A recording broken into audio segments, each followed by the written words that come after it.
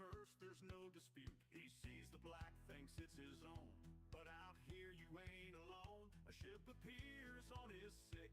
PvP, a pirate's fix. Oh, Bob, this ain't a solo show. In the verse you reap what you sow. You can cry, you can plead, but in Star Citizen we all believe. So pack your salt and fly away. There's no room for Bobs today. Bob's in chat, he's raising hell. Reapers all, you're bound to fail. But out here the code is clear. Survive the fight or disappear. He calls for peace but grabs his gun. Can't accept what he's become. A privileged mind with no regard. But in this space it's playing hard. Oh, Bob, this ain't a solo show. In the verse you reap what you sow. You can cry, you can plead, but in Star Citizen we all believe. So pack your salt and fly away. There's no room for Bobs today. In the verse the rules are tough. You think you're safe, but it's rough. No one promised you a shield. Out here we take the field. Adapt or fade, that's how it goes. No safe zones in the black we roam. Bob's drifting now, his ship is gone. Another lesson learned, but not for long. He'll respawn, he'll try again. But in this verse it's sink or win. So to the Bobs who think they're old, remember space is a shared road. Out here it's fight or flight, and every day's a brand new fight. Oh, Bob, this ain't a solo show. In the verse you reap what you sow. You can cry, you can plead, but in Star Citizen we all believe. So pack your salt and fly away. There's no room for Bobs today.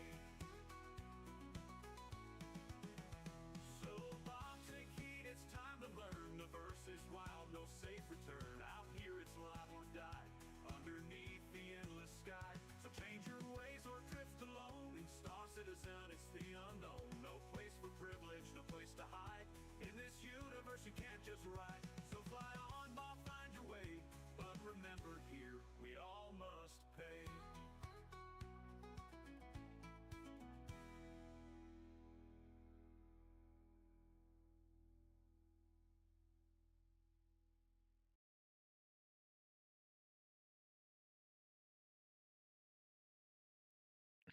All right, guys, and we're live. Coming. It has been one day, let me tell you, right? What a day, honestly. All right. So, welcome to the Captain's Log podcast for Star Citizen. I am Kelbeck, captain of this beautiful vessel, the H.N.S Watch Tower. We are Drake Kraken out patrolling the sky, the space of Pyro, whatever you want to call it. I've got a couple of guests with me today. We've got Stompy, who is our one of our fighter squadron leaders, and I've got with me Omega, who is a helmsman aboard the H.N.S Watch Tower, and we're going to talk about Pyro and the space we've been in. Got a few other topics to go on as well, but we're going to see where this takes us, since hopefully we can keep it under 2 hours today. How's it going, guys? It's going Great, brother. How are you? Doing good. Stomp, you're kind of floating around over there. Nailed it. All right. Trying to show off the underbelly of our Kraken and show the goods we have hiding behind or hiding below. Yes, sir. I mean, anyone who's knowledgeable knows what those green boxes are. It's full of snot, right? Or at least things that are supposed to go in the snot hole. The the green, the I don't know, colored snot. Yeah, colored snot. That's what it is, indeed. All right, so I guess we'll just go ahead and open up and start on the first topic.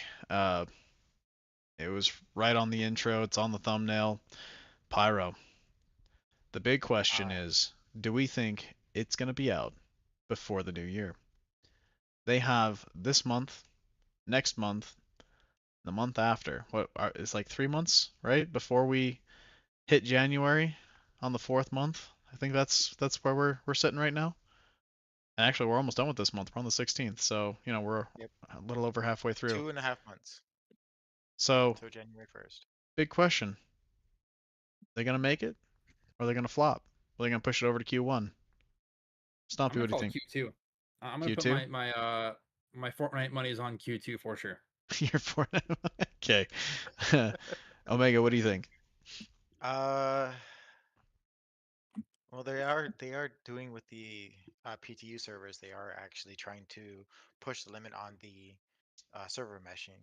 However, due to it not still being implemented yet, and especially with CitizenCon coming up, either Q1 or Q3. Okay. Yeah. So Q1 or Just think about it. Q3? Think about Wait. it. Like they're gonna be introducing a bunch of stuff in CitizenCon, right? Mhm. And then on top of that, they're still trying to bang out server meshing and have it be seamless. But we all know it's personally it's like 45% there, 50% there. They've got the idea, they've got the concept locked in. We have certain servers that have true false when if you look at the display info. Server meshing is implemented. Server meshing does actually continuously work. It's just a matter of them being consistent on their game plan and consistent with what they've implemented. And I'm sure that'll just take time. And we all know CIG loves taking their time, but at least it's not on purpose. Because they actually have some sort of concepts and something that's like tangible that we can use, hence playing it and experiencing it basically. So I agree with Q3. I was being a little bit optimistic with Q2 because I'm a glass half full kind of guy. But like I would not be surprised if Q3 came around and it hit, but it hit hard. But Q1 would feel a little rushed, not gonna lie. But they've got a couple other things they got to bang out first for sure. All right. I don't know about you guys, but I heard rumor that they dropped a couple-hour test of Ooh. Pyro being live to Evocati, meaning they had the ability to jump through the wormhole. They had, or through the gate. They had the ability to enter into Pyro, and I guess it's completely playable space. So I'm told, this is through the grapevine, um, that really the only thing they have left to do to make this work is just stabilize the gateway. Mm-hmm. That's why. That's the That's why. kicker. That's why I say either Q1 or Q3. I didn't even Q1 think as about the the most gateway. optimist. Yeah. Q3 would be if like it all failed and they still have to do a lot of debugging, going in there with the fumigating the game to make sure everything works. Mm-hmm. Hey, I concur. Omega, is there any way you can raise the gain on your mic real quick? It looks like you're coming in a bit Oh, low. yeah, give me a second. How about now? I just want to make sure everyone can hear you. Try again. Yeah. How about now? That's good. All right, awesome. But yeah, I believe honestly it's on the most optimistic because of the whole stabilizing the gate. If they can actually do that, Q1. If they can't, then Q3 because of how they've been consistent on that. Like if it's not when they want it to be, then it's going to be way down the line. Okay. Sorry, guys. No, you're good. Okay, so I've got someone else. They're obviously not here, but someone else mentioned me that they think that it will be out before the end of the year. Um, they think that I believe they said December 22nd is their guess. So we've got December 22nd, which is literally like the last, I think, Wednesday or Thursday. Let me check my calendar. It's December 22nd. December 22nd is the last Friday of the year. I And don't think that's when so. they think when we're gonna Well, end up in no, Pyro. Omega. Are they going to do a 318 and rush the living hell out of it? I don't Because know. they've been known to do that. They've been They known to have push been it known like to do that. that, and So especially but it would be a bad thing to put Pyro and server meshing and going into beta Essentially, that's what happens when Pyro comes out. It's going into beta. Mhm. During the time that they are not going to be fully operational to fix anything then and there at that moment, especially because of the Christmas holiday. They're It's not going futile to be completely. they're not going to be operating at full capacity. Mhm. If it's like a skeleton crew, and if they bring it out then and shit fucks, because it will, they're not going to be able to fix it, and it's just going to be bad press for them. I mean, when Well, is it not bad press? Sorry, my bad. there are no, you're fine. There's people who say that any press is good press, regardless of whether it's bad press or not. But I don't know. I'm kind of hesitant myself to For Yeah. for Pyro and for the beta to come out, they want to have good press. They want to bring in more people. They want to well, of bring in course more they want money. to have good Well, press, they need to but stop pre-jacking their fucking updates. Sorry, my language. oh, you It's can. like they're This is a Star Citizen stream. This is not kid friendly. You can curse all you want. okay. Well, it's like they're trying to fucking edge themselves and edge the players, but they fucking fuck it up like always. And it's like, oh, I ruined it. Which is why more than likely what they're going to do is they're going to give us like more stuff, like more shifts, more Pacify us, uh definitely. to pacify us throughout Christmas, and then next year Q1 they'll either launch it within Q1, and that's on the most optimistic scale, or Q3 is when they actually feel that they can Realistic. actually do it. Mm-hmm. And if they do it at Q3, it'd be on Star Citizen or during CitizenCon again. That would be a good fucking Hail Mary. Hmm. I'm 100% in agreement with that. So, kind of Especially because it's pivoting a going to be little free bit. fly. I mean, I would love to see Pyro come out before the end of the year. However, I am very skeptical. I would say, Yeah. based on my experience, I would say that they're probably going to end up pushing it to Q1. So, Omega, if that's your guess, I'm right there with you. I'm thinking they will push it to Q1. Yeah. Though if Stompy, they I want to mean, who rush it, knows? they'll do it. Stomp, you might actually be right. Who knows? They might push it to Q2, but I'm gonna put my money on Q1. Righteous. I'll Um, put 5 million credits on the line. 5 million. Okay, good to know. Well, take it down to the you know, the ship's treasury. Got it. I'll give it to the org bank. Easy. But let's see here. Okay, so Pyro. Since we are already talking about when it's going to go live, let's focus on some of the things that we're excited for Pyro about. Like, what are some things that you guys have heard? Maybe it be leaks, maybe it's whatever. What are you guys excited for? What's the first thing you're going to do through the gate? I'm gonna go hit the bunkers. I'm really intrigued to see and hear, of course, how they're going to make it different, how they're going to spice it up. I mean, I'm already ecstatic about the settlements. They look great. I'm if the settlements are near bunkers, I'm definitely gonna go take a detour and just go kind of like putz around, you know. Right. Because it's refreshing. Pyro's gonna be absolutely refreshing either way you look at it. Give me That's the best just way I can one describe it. second. Honestly, I'm going to travel around. Yes. Mainly because I want to experience those supposed hazardous systems Hmm. situations. I want to see what it actually does to the ship and how fucked up am I going to really be when that Right. happens. Like, how many times do you have to get exposed to dangerous levels of radiation from this star before your ship decides I'm not having it anymore and no longer works for you? Hmm. You know that. So I was And that goes with engineering play too. I was in the Pyro playground test, and I don't remember what happened. I was in quantum. Next thing I know, I was floating in space, and then a sunburst hit, Oh no. and Deep fried Killback. it it hurt. It really hurt. Um, but no, I managed to survive like 3 of them before I just backspaced. God damn. And I was just floating in duster gear, like space capable duster gear. Were you glowing? In fact, I think it was I think it was the same stuff that you start with. So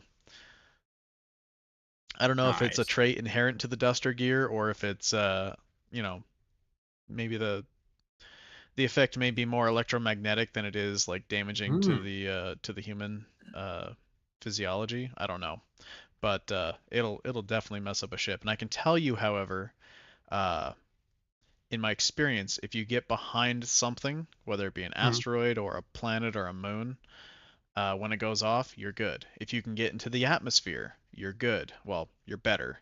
The atmosphere screens a lot of the radiation from the star. Nice.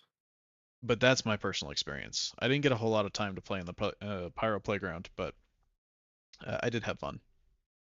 Oh, also, the reason I'm saying this is because um, they may have changed some things, and we're also going to have engineering gameplay, which means we could repair our ship between bursts to see about getting ourselves out of the situation or not, or how bad the components get affected by the radiations.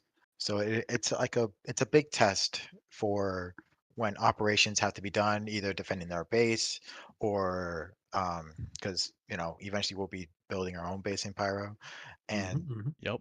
so we can time them. We can see how much damage it is, what the repair is going to be, how difficult it's going to get, whether the fires are going to kill us first, or if the power just shuts down. And so it's If a there's anything aboard our ship that kills us with any kind of haste, I'm gonna say it's gonna be the fires. Yeah, I'll be dying to those the most honestly, just because, like, I mean, I know what to do, but in that instant, in order to react, I'm going to try and mentally prepare myself the most I can. But like, I'm going to hopefully not flop the first 5 or 6 times. I mean, honestly, I'm gonna tell you what I'm gonna do. I'm just Hmm. gonna run with my entire ship with no atmosphere. Fire I can't start mean, if you there's no could do that. oxygen. Touche. Smart. Can do that. If I have the option to pressurize sections of the ship, I'd pressurize the bridge, and that's it. I think the engineering is able to do that. Like if you have an engineering console. Also Yeah. wonder what ship we will have available to use, because if we get the Galaxy, I'll be flying in that, and that's going to be an experience in and of itself. But Mhm. I if mean, not, we're getting the Zeus in the next update, which, according to rumor, is dropping tomorrow to Marquee. live. So 324.2 will be Mhm. dropping live tomorrow, based on rumor. If not tomorrow, probably the next Thursday. I don't know why, but Woohoo. they always like to drop updates on a Thursday. They it's like couldn't most. copy dropping ships on a Tuesday. Yeah. The Mhm. updates are the 22 update is going to come with a significant amount of changes. They've redone the quantum fuel. They've redone the quantum fuel time, so how or the entire fuel time mechanism. Um, they've redone the fuel consumption rate, which I believe the average they said was somewhere around 1 USCU per 100,000 meters. So Oh boy. I don't know what the math on that is, but that's the average. Sounds like they turned ships into Hummers. Yeah, that's what it sounds like. For anyone We who ain't going doesn't broke from know. pirating, boys. We're going broke from running out of gas. We ain't got no gas in it. For anyone who doesn't know, that's not from the Americas, a Hummer is a military vehicle, or at least used heavily in the military. But It's a in civilian civilian vehicle as hands, well. it consumes fuel, what, It's worse than a about truck. 5 miles to the gallon, roughly, It's worse than a truck. and that's diesel. Oh, Hmm. So It's for yeah, people who want to compensate for something. the only reason to own a Hummer is as a statement. Again, compensating for something. Hey, look, I want a Compensation. Hummer, okay? What are you trying to compensate for? I prefer the Kelbeck who likes looking at pickup trucks than a Hummer. What am I trying to compensate for? My my lack of a financial responsibility. Fair You play. definitely won't have you definitely won't have any after that. Between the payments and the gas, you'd be lucky to make rent. No, see, if I buy a Hummer, I would probably build up and just drop cash. But maintaining that thing, it would probably go by the wayside. I probably wouldn't be able to afford to maintain that thing. Yeah. You'll revert Anyways, back into yeah. a little camper. Hey man, can you come pick me up? Yeah, no, I'm on like a quarter tank. I'd probably wait, hold on, where you at? Oh, about 10 miles away. Yeah, I wouldn't make it to you, man. That's a whole $60. You got $100 for gas? I'm only going 2 miles. I know. Anyways, so yeah, I don't entirely know exactly what the plans are, but hold on, there were some other notes that I saw. Oh, hold on. Let me pull this back up.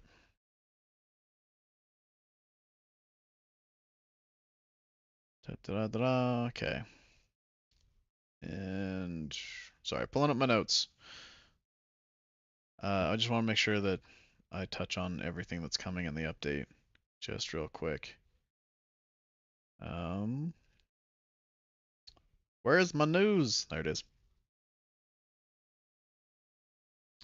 In the meantime, while I'm looking for this, let's touch on another topic just real quick. Have you guys seen the CitizenCon schedule for day one? No, I'm I not. have not. Okay. Well, first off, my local time, it's going to be 4 a.m., which means Stompy, for you, it's going to be 3 a.m. Ouch. And Omega, are EST you time. okay? Yeah.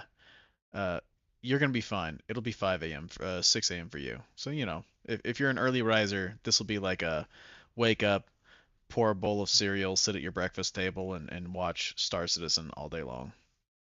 Sounds like my Saturday morning cartoons. Dang, I'm Right? jealous. Right. Start Anyways, early. so the opening is called Brave New Worlds. A Social Universe is next. That's 2 hours later. So Brave New Worlds somehow is 2 hours long. I'm interested. Then they're gonna do their They're doing their cosplay on day one. Of course. Make Gotta start with a everybody bang. not get ready Like for it, I could have swore last year they did it on day two. which would have been better. Yeah, I agree. Anyways, towards the end, so about whenever I wake up is when the important stuff starts happening, and that's Beyond Pyro. So the name of this particular panel is called Beyond Pyro. And I mean, the name would suggest it, but what do you guys think? Talking about other things that they plan to do after Pyro. That's what I'm thinking too. I think they're probably going to announce the next star system they're going to work on. I know Kendall's gonna geek over if it's Terra. I mean, it would make sense if they did a high security system next, but honestly, I'd like to see another null security system. Oh, me too, 100%. That way you can have some variety. Or maybe The an alien system. No, Ooh. unfortunately, where we're placed, so Stanton and Pyro are far enough in to the star cluster that we're actually at least 3 jumps away from an alien system. Oh, so Okay. far. So unfortunately, we may not see aliens for a while, at least That's unless fine. they do some kind of invasion event. Mm. Anyways, for me, that local time is 8:30. So Stompy, if you want to see Beyond Pyro, you got to be up. Sorry, for me it's 9:30. So for Stompy, that's like an early morning 8:30 for you.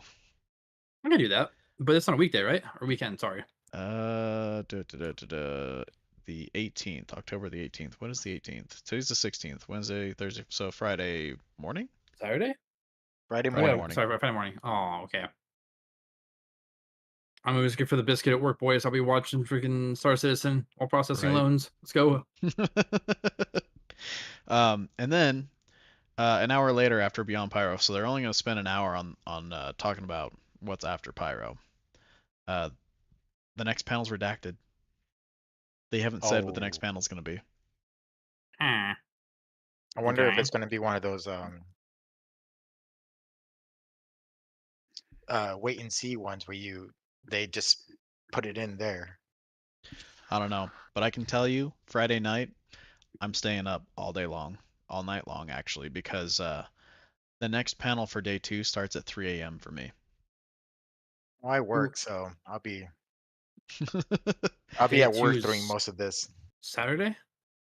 Yeah, so Friday morning is when they start the first panel day 1.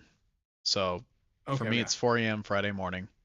And then day 2 is going to be starting at 3 a.m. Saturday morning, which means this guy isn't getting any sleep. Looks like I'll be up with you, bro. Oh, are we doing the 24 hours or the 48 hours? Oh, no, 48 would I kill mean, you. I could pull 24 maybe, but I would not I've live after 48. I've pulled the 48 once. Just straight I no was nap, nine, no like half an hour power nap, nothing. dude. I was 19 last time I did a 48 hour. Oh, that's okay. You got a good point. Yeah. Yeah. Yeah, I did Touche. that a few times, but I was also in the military at that point. There's a reason I was able to do the 48. One, I was at a friend's house all weekend. Oh, yeah, no Two, parents tell you to go to bed. his the homies. garage fridge was packed full of Coca-Cola. Oh, And yeah. 3, he gave me access to his computer playing Diablo 2 the entire time. Oh, what a homie. Absolute Chad. So Let's see. 48 hours playing Diablo 2. That was fun. I think I played a 48 barbarian. hours for me was I was in the military overseas, and I had to do a 24-hour watch, which I didn't really have to like do it, but I did it. And then immediately after that, I would change and go out and explore the town that I was at. I didn't go to sleep until the next morning or the night. Yeah, fun times. Oh yeah, of course. All right. See, distraction. Anyways, so day 2 schedule. The first panel, and the reason why I'm staying up is because it's the most important panel to me. Crafting your home. Yes. Ooh, yes. And then the next panel, which starts an hour and 15 minutes later, Captains of Industry. Hey, yo. Oh, that's gonna be us. Hit Literally, is those 2 finally panels going to speak come straight to into me. its own. Go. I mean, I'd assume so. Let's go.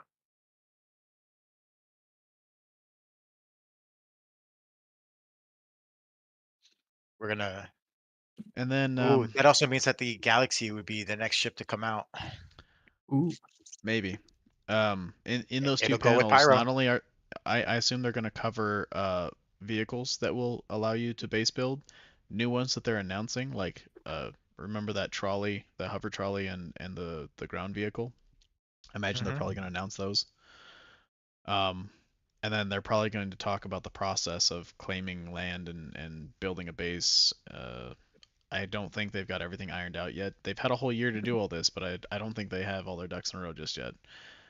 I think we're just going to get an update on their progress. But who knows? They could be closer than I think. Who knows? And then I do believe with the Captains of Industry, I think they're actually going to start talking about how we're going to be able to start crafting stuff. I don't know if you've seen any of the leaks lately, but there's a lot of things in the code that data miners have pulled out that talk about different recipes.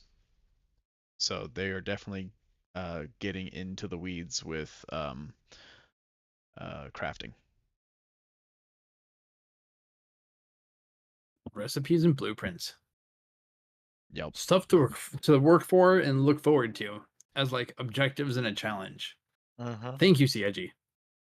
There's also a rumor floating around, and I don't know if this is true or not. I haven't been able to confirm it, but there's a rumor that military grade equipment, I believe you can only get the blueprints for it or buy it from stores if you have a certain reputation with the faction selling it.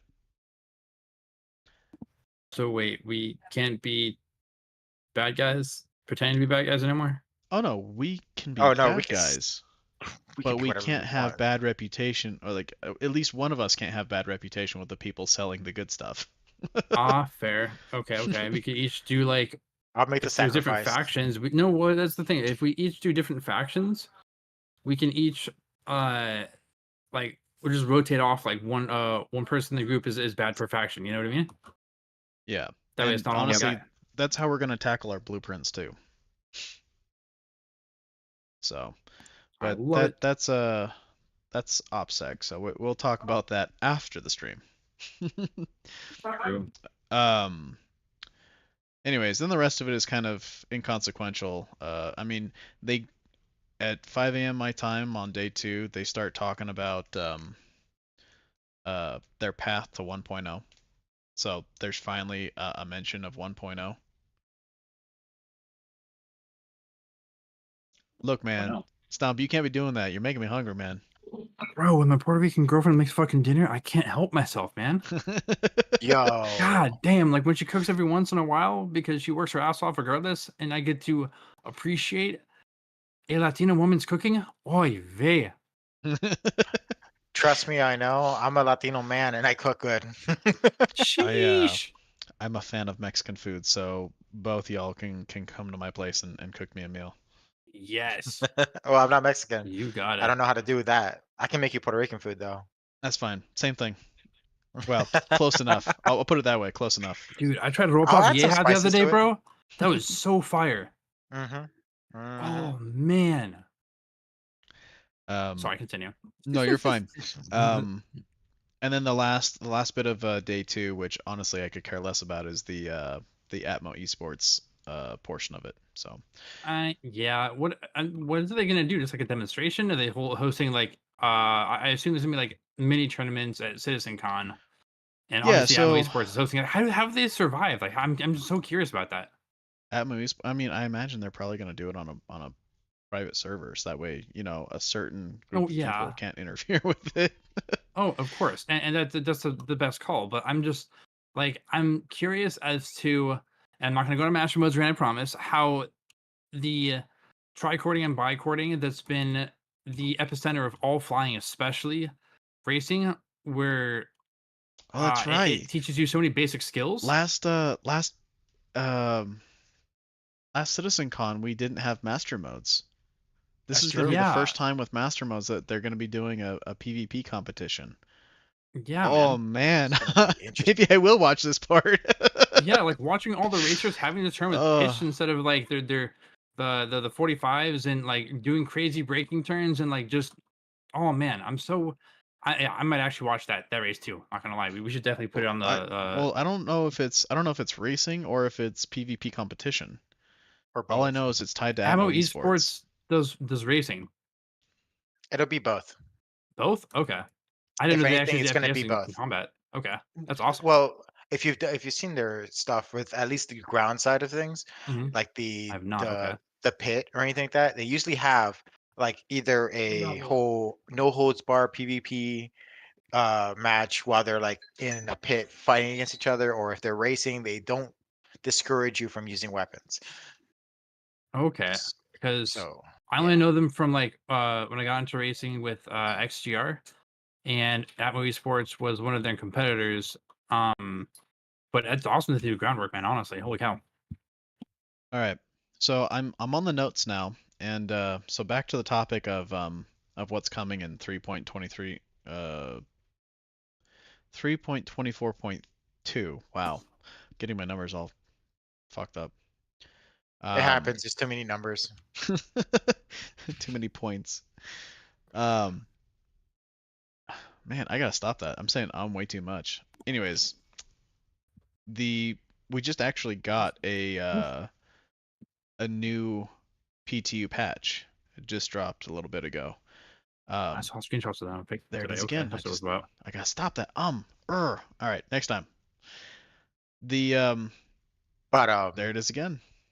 I'm catching myself, guys. I'm catching myself. Too many ums. I'm gonna stop that. I I heard if you promise say you, I'm gonna stop that. you already have what you're gonna be prepared to say. But if you say that means you have nothing to say next. You know what I mean? Does work. That's insightful. I It will adds its keep that in transitions. mind. The Saving Stanton playtest is currently live, which means they're going to give you phases 1 and 2 in the PTU. This is open to all backers. So if you have a live Star Citizen account with a any kind of game package with access to playing the game, you can go into your settings, you can copy over your file to the PTU, and you can download the PTU. In the PTU, you will get to experience the Saving Stanton phases 1 and 2. It is a mission against the Slicers, which is another pirate faction that they're introducing. I don't know if they are in lore or not. I don't know too much about the lore, so if they are, feel free to correct me. Watch them be like the Otherwise, Razors and Scum. that I don't know. Lol. But anyways, um, they did start an event that talks about the Slicers. They have a QT workaround. Okay, nope, not worrying about that. Slicer elite armor. You know, that'd be cool. If they have unique armor, I am thoroughly interested and I want to collect it. I'm a very big armor collector. I like having all different kinds of sets. I like to dress up, but I like to be, badass and armored when I dress up. That is the I don't only go for way any to of be, that my guy. clothes crap. Nah, we ain't civvies out here. You know what would be really nice? If we could Picasso. infiltrate, like, and I said it too, if we could infiltrate those gangs using their armor. Yeah, Ooh. I think that would be awesome. If you could, even if you've got a bad reputation with a faction, you could put their armor on and kind of like disguise yourself and walk through their checkpoints looking like them. That'd be sick. There was a patch that rebalanced the Saber Raven. Nice. So I know there's not a whole lot of you out there with a Saber Raven, but it has received a balance pass. As far as gameplay goes, they filtered out the quantum toggle button when you're in your interaction mode to prevent you from accidentally exiting QT when interacting with the Nice. cockpit. Okay. I assume that means the hotkey will still work. Like if you want to drop out of QT, you can still use the hotkey to drop out, but you can't use the interact to accidentally drop out. Oh, thank God. Yeah. Let's see what else we Interacting got by here. accident with your cockpit in space, mid quantum. They mentioned new fun. Arena Commander updates, but I have no clue what those updates refer to. So I'm just going to gloss right over that. I have yet to see the new acidic or rocks cave systems. I imagine those are probably reserved for Pyro, so we probably won't see those until we get access to Pyro. Fair. Actually, you know what? I think they did say that they were going to put it on some of the moons, maybe? Anyways. Everyone knows we've already got the DNA for beards, tattoos, hair. There's a few new things for each of those. We're obviously getting the Zeus ES and the CL. There's hundreds of videos out on YouTube right now all about the Zeus ES and CL. Morphologist even did one kind of going over his opinion of what those two ships are like. As always, his observations are keen. Did he run a pulse into one of the wings yet? No one talked about the sturdiness of the two ships. Needless to say, it will not be winning any fights anytime soon unless there has been a change to the Zeus that is not listed in these patch notes. I have not seen them listed anywhere here. Apparently there's still more vehicle HUD and MFD rework going on. Graphic options changed. Oh, that's right. So part of the core tech, they are no longer doing full screen. They now force your client into borderless full screen. Thank God. Okay. Finally. So it's windowed borderless full screen. That's cool. The multi-tool UI polish added repair tool and Let's show parts maximum. Okay. So that's all part of the engineering stuff. Basically, they're saying that they did a polish pass on the UI for maximum repairability whenever you're repairing something inside your ship.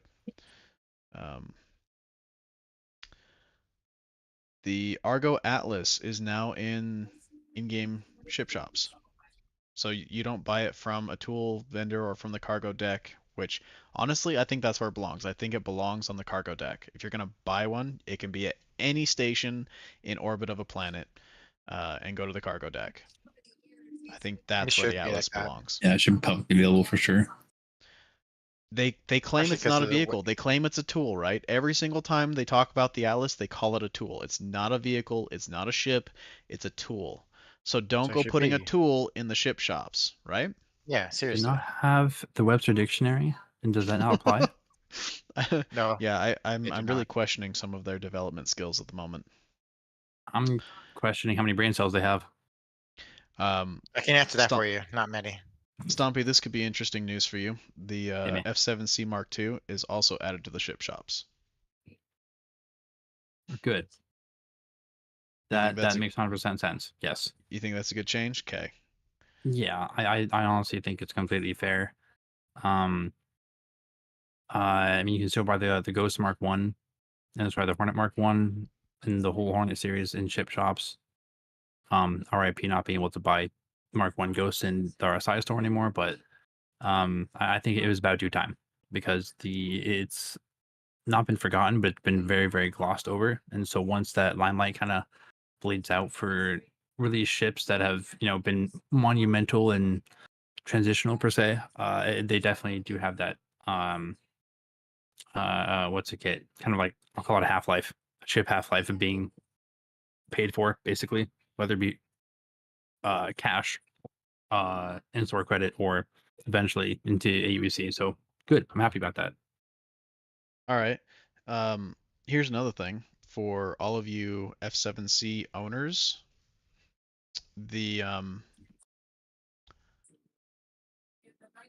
This is speculation, but my guess is they're going to be launching the entire wave of F7 Mark IIs. Like Ghost and Tracker and all that good jazz. That's my guess. They're going to Oh be. my My God. guess is they're going to be at least announcing them. At the very least, it's going to be an announcement that they're putting out the F7 Mark II series. I personally have some issues with this particular series. Do tell. Primarily because, I mean, if you think about it, on one hand, you have the F7 Mark I's. Yeah. Okay. On the other hand, you have the F7 Mark IIs. Mhm.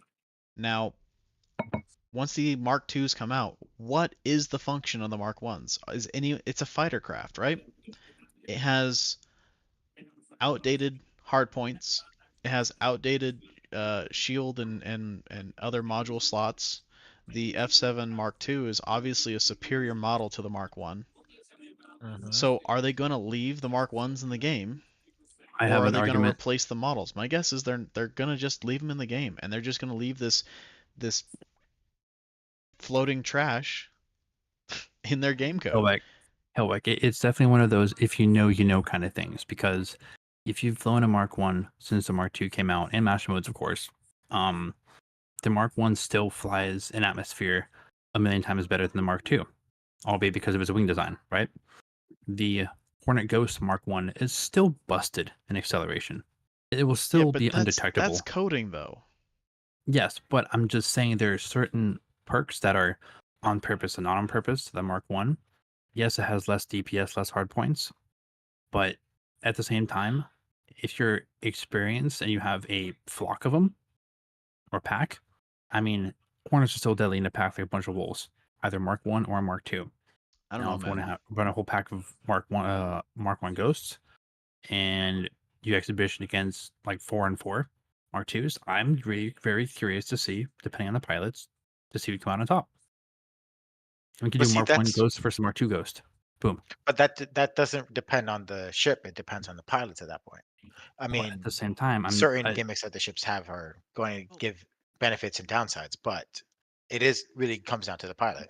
but they've also balanced the whole HP, so the Mark 1s and Mark 2s the exact same if you go on Urkel. Even still, the Mark 1s and the Mark 2s with Master Mode's flight model, I don't think that their acceleration is going to make that much of a difference. They're still going to get blown the hell out of the sky. I'm gonna compare it like an arrow to the Gladius, right? That's how I'm kind of like putting them in my head pretty much. Because one's got a little less firepower, but can snap your ankles if the pilot's really good. And no matter how good the pilot, the Mark II is always going to turn like a boat, I don't know, man. regardless of I master modes or feel not. But I feel like it's just gonna. I feel like everyone's gonna see the Mark 2s and the Mark 1s are just gonna be forgotten about. That's my personal opinion. oh no, I 100% agree. However, Except for the if you diehard Mark 1 fans. yes, if you like I said, it's more of an if you know kind of thing. Albeit, like you don't see everybody rocking around in a freaking pristine out 96 Chevelle or 69 Chevelle with fat drag tires, right? They have a passion hobby for them, of course, but I mean, they can sure win a freaking highway race any day of the week. There's Hell, they might even take it to drag strip on weekends. There's only one way I can see the Mark 1s and the Mark 2s working effectively in the game. And that is quite simply the way that EVE Online did it. Okay. So EVE Online has multiple versions of the same ship hull. Okay. So when you get a blueprint to build a ship, you get the tier 1 ship, right? The very first ship, the basic. And if you want to build something better than that ship, you have to go and research that blueprint. And if you're successful in researching that blueprint, it will give you depending on the number of variations of that ship, it'll give you one of those variations. Which means then, so long as they don't seed the Mark II in the ship shops and only seed the Mark 1s and rely on shipbuilding to get access to the Mark 2s, I think that is how it's gonna be successful. Like accessibility for its cheaper parts for the Mark 1s, but takes longer, more difficult time to go for the Mark 2s. I think that It's not a bad idea. I think that's the only way they're going to balance it. If No, I they love it. It's seed both perfect. the Mark 1s and the Mark 2s into the ship shops, the only ships that people are going to buy are the Mark 2s. Everyone's going to leave the Mark 1s alone. Yep. Yep. I can agree with that.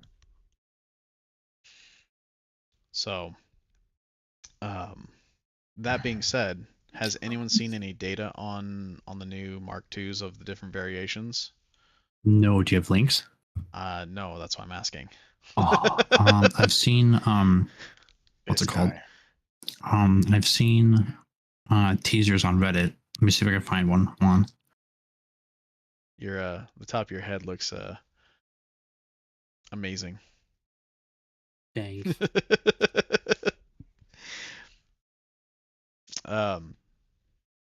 All right, so hold on. I think I have some more notes while you're looking for that up. Let me just take a look here. All right, so weapon groups. Whenever you select a weapon group, that will be marked next to your crosshair, so you know which weapon group you're on at a glance. That's nifty, useful. Apparently, there's going to be a star map and a radar decluttering. I haven't been into the PTU since this particular patch note, so I don't know exactly what they mean by that. I can imagine though, a decluttering of the radar especially would be a huge help. And I think they've encountered a few problems with the audio in the instance hangars, so they have muted temporarily the elevator and alarm sounds. That's good. Not so annoying. Oh yeah, it's like deafening. All right, so this is all I got. All right. Let me open that up over here. Let's take a look. Take a look real quick. Not even pictures, but No pictures. nah, mate. All right. So, what the hell? Stupid ads. All right. So the tracker and the ghost are done. And the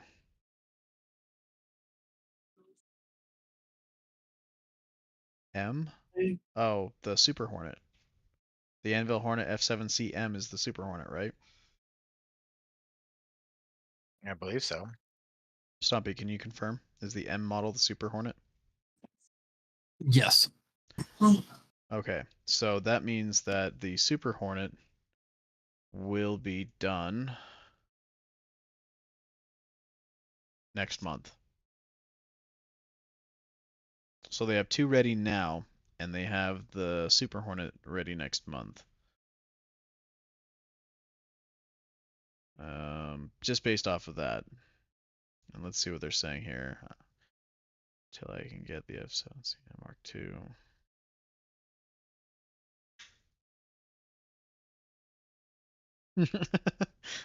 Some funny comments here. Okay.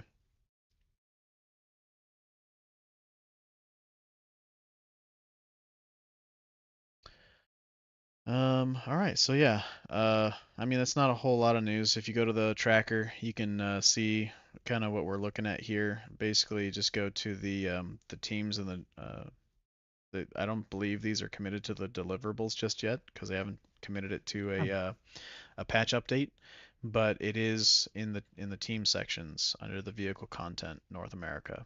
So you can see that all the F7s Mark IIs are either completed or are still in development. I was hoping we get some more juicy information on those, but I guess we'll have to wait for some more data mined data leaks. Yeah. You guys hear about the new Mirai ship that's going to be coming out? Yes, the Or the leak? Guardian. Oh gosh. That's The going to be a Mirai- ship worth having. Yeah, probably. The Mirai Guardian has 2 size 5s to the pilot, and to my knowledge, it's only a single seater, but it also has interior, which is confusing. But it's a No, heavy it's going fighter? to be very similar to what's the name? The Titan series. But with 2 size 4s. It's going to be bigger than a Titan. It's a medium class ship. At least Really? that's what we suspect. I mean, if you I look, think it's going to be I mean, if in you the same look at category. the renders that they've put out for it, Hmm. with the people standing next to it, it's definitely a medium class ship. If you go by those renders, based off of the last year's Citizen Con kind of like silhouette, the ship is pretty big. I'd definitely put it in the medium class. It looks like Warden size. Minimum. Plus, it has 2 size I mean, like, 5s. A medium ship yeah. doesn't Oh, have 2 size 5s, not size 4s? Oh, yeah, fudge. 2 size 5s. Oh, never mind then. I'll retract my statement. But it's still gonna. It still acts like a Titan. That's what I was referring to. Like having one seater with an interior. Okay. Okay. Yeah. I get that. I Like mean, it. if you go by general concept, then yeah, but it definitely won't be that size category. Oh yeah, But no, I that's a was. lot of ship for one person, especially if you get into combat. How is that one person going to conduct repairs and try and escape at the same time? I mean, you have They are not. Connie pilots. They have an interior. They could probably have somebody for that purpose. Oh, yeah. Engineer, baby. Hire an engineer. But mind you, all the information I've got on that ship is just data mined information based off of an Evocati patch, which means a lot of what we're talking about could easily change. Oh, easily. So My think- curiosity about that, though, also, is for a medium ship for one person. I wonder how well it's going to maneuver. Well, it has the Mirai Like a engine boat. technology. Oh, So okay. my guess is it's going to maneuver pretty darn well for a medium ship. And based on Maybe the even numbers broken? I saw, it has better rotational roll, pitch, and yaw than the Zeus does. Really? Yep. So Oh. the Zeus doesn't even stand a chance against the Guardian either. Bigger guns and same size ship. I'm telling Does you, it- if they move the missiles under the wings and just make doors to hide the missiles under, instead of those stupid tubes, you can put size 5s right there next to the cockpit, and actually make the Zeus able to fight things. I mean, it doesn't maneuver for shit, and it doesn't have enough hull HP for shit, but at least it'll do some damage while it can. I say fucking give it 4 size 4s. And even if you put out the marquee, like if you put the marquee out and you give the gunner the left pilot seat or the left seat on the bridge, if you give the gunner access to both turrets simultaneously, I'm gonna be so disappointed because one person cannot control top and bottom turret at the same time unless firing one gun fires both guns at the same time. Now, if that happens, I'm on board. So similar to how the um, Reclaimer? no, not the Reclaimer, the Hornet. Similar to how the Hornet operates with the second seat. I'm not familiar with how the Hornet operates with the second The seat. Super Does it Hornet take has a control? second seat, but it's also useless on the top turret. Well, no, Yeah. I know it has a second seat, but does it control more than one turret? The nose Nope. turret and the top turret? No, it control the top turret, and isn't there like a bottom section to that top turret that uses?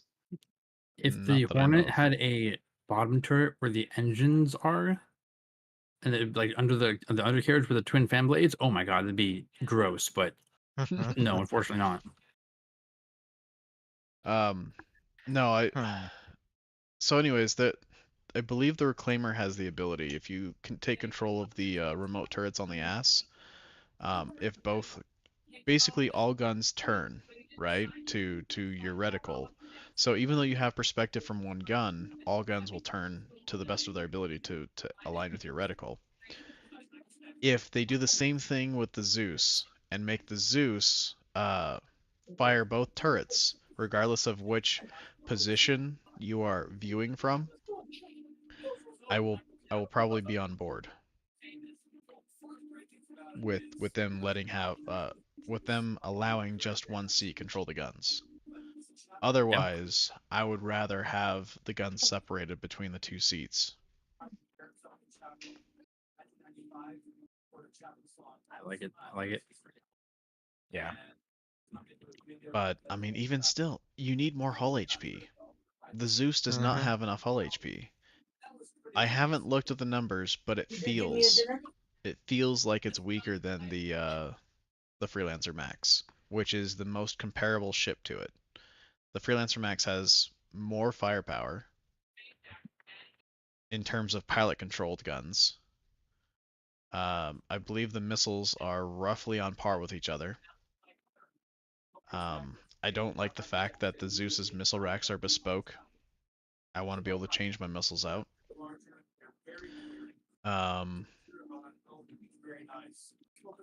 And having an exposed bay via door would solve that. You could set up your own, you could change out your missile racks. Yes. Maybe they'll do that for the Marquee. I doubt it, but One can only hope, but no, I mean, I honestly feel like again, it's gonna be my daily driver. I will keep saying that over and over. It's a beautiful ship, but honestly, it's not gonna win any competitions at all, other than a beauty competition. True. It's a I mean, gorgeous ship. if you're not going to use it for anything other than cargo hauling, it does its job perfectly with CO Yeah, and for if the you have two size. people aboard the ship, I think you can um, do really well with your cargo missions. Because you basically land, one person is operating the turret, the other person, One the sec, guys. pilot, would get out, go to the terminal, call up the cargo. Meanwhile, while he's getting back in the ship, the other guy is grabbing that cargo out of the elevator and loading it into the ship. So it should be a much faster process with that ship compared to the C1. Not to mention it holds more. Mm-hmm. So, but the C1, I'll tell you this right now. The one thing the C1 has going for it over the Zeus is it has a lot more survivability. And I do mean a lot more. That thing can take a fucking beating. That's true. And that's not good for the Suez. So, the The what is it? The C1 can lose both of its wings, literally lose both of its wings, and still come home. And that's like half the ship. You lose both Pretty wings, you've much. lost half the ship. And it'll still make it home. Yeah, but it makes sense for Yeah, good the thing you Zeus got the to C1. lose. Welcome to the stream there, Aaron Teagan. By the way, I need you to shoot me your email so I can add you as a moderator. I forget which one you like to use. I think the reason why the Zeus is in worse shape as far as like survivability also is because most of it is the wings. I don't know, man. I like the best part about it is the Zeus, or excuse me, not the Zeus. The what am I trying to say here? Come on, brain, work. The C1 has its engines attached to the main fuselage, so you don't lose propulsion when you lose parts off of your ship. If you lose propulsion, it's because you've lost the whole ship. That's true. And the Zeus is still the same way, but the problem is there's no wings to lose with the Zeus. If you lose something with the Zeus, it's the winglets or everything. That's true. You have the front half the ship, the back half the ship, and then the winglets. The rest, Godspeed. Is it? Yes, that was definitely the primary buffer panel. No, not on a Zeus. The Zeus is actually pristine. Don't you ever claim that I lost parts off of my Zeus. Boss, the maintenance Don't ma- report is done on your Zeus. don't make me fire you. I will demote Sorry, you to guys. deck scrubber. I don't do that. It took me a while to get out of that. I don't want to go back. Anyways, let's see. Let's see if there's any other notes real quick before I move on. Where was I? Oh. Here I was. There you go. Went. No, I was gone a long time ago. Don't worry. All right. So this goes into a little bit more detail on the phase 1 and 2 of saving Stanton. Not much. Yeah, that's the one. Thanks.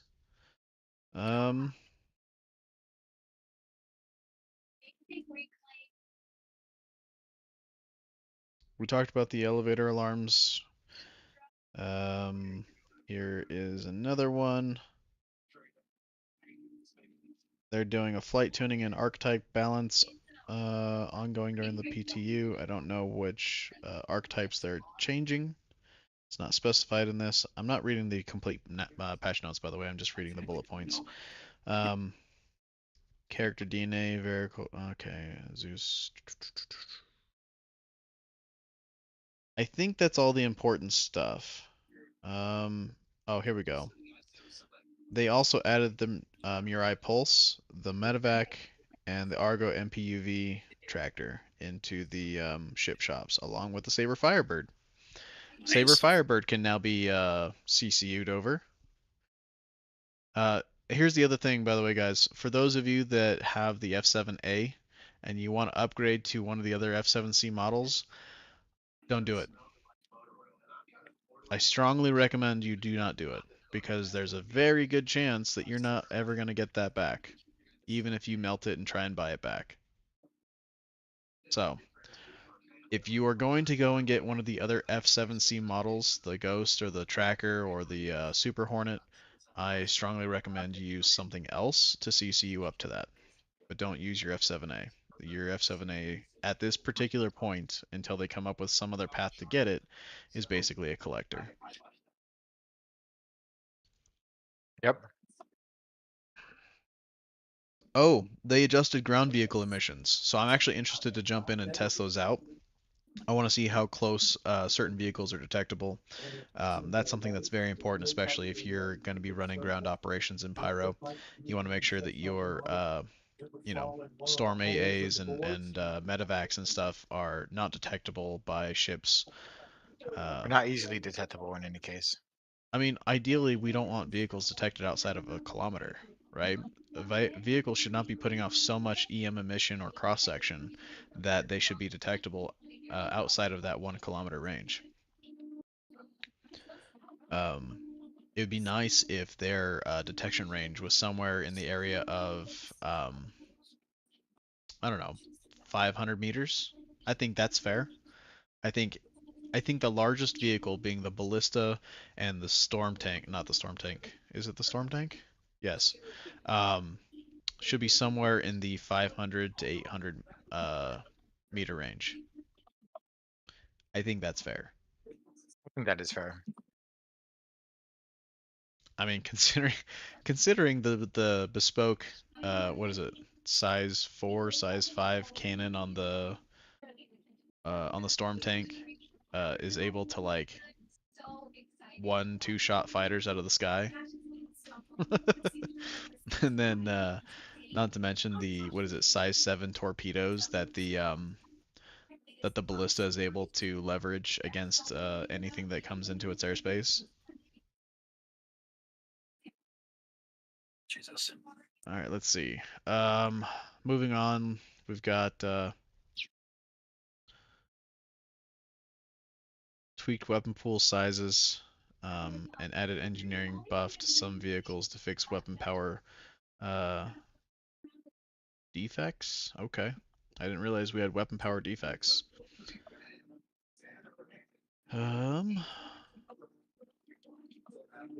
Removed gimbals from non-weapon. Wait, what?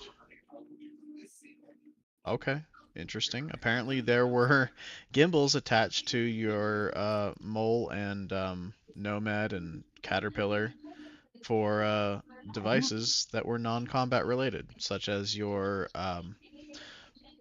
extractors, your lasers, your tractor beams, stuff like that. I didn't know that, so that's news to me. Hmm. They keep mentioning new Arena Commander updates. I don't know if that's like actually adding new Yawn. systems into Arena Commander or if they're actually just updating the mechanics of Arena Commander. But it's been mentioned at least 7, maybe 6 times in the 3.24.2 patch notes as they keep iterating in the PTU. A second note here for flight tuning and archetype balance.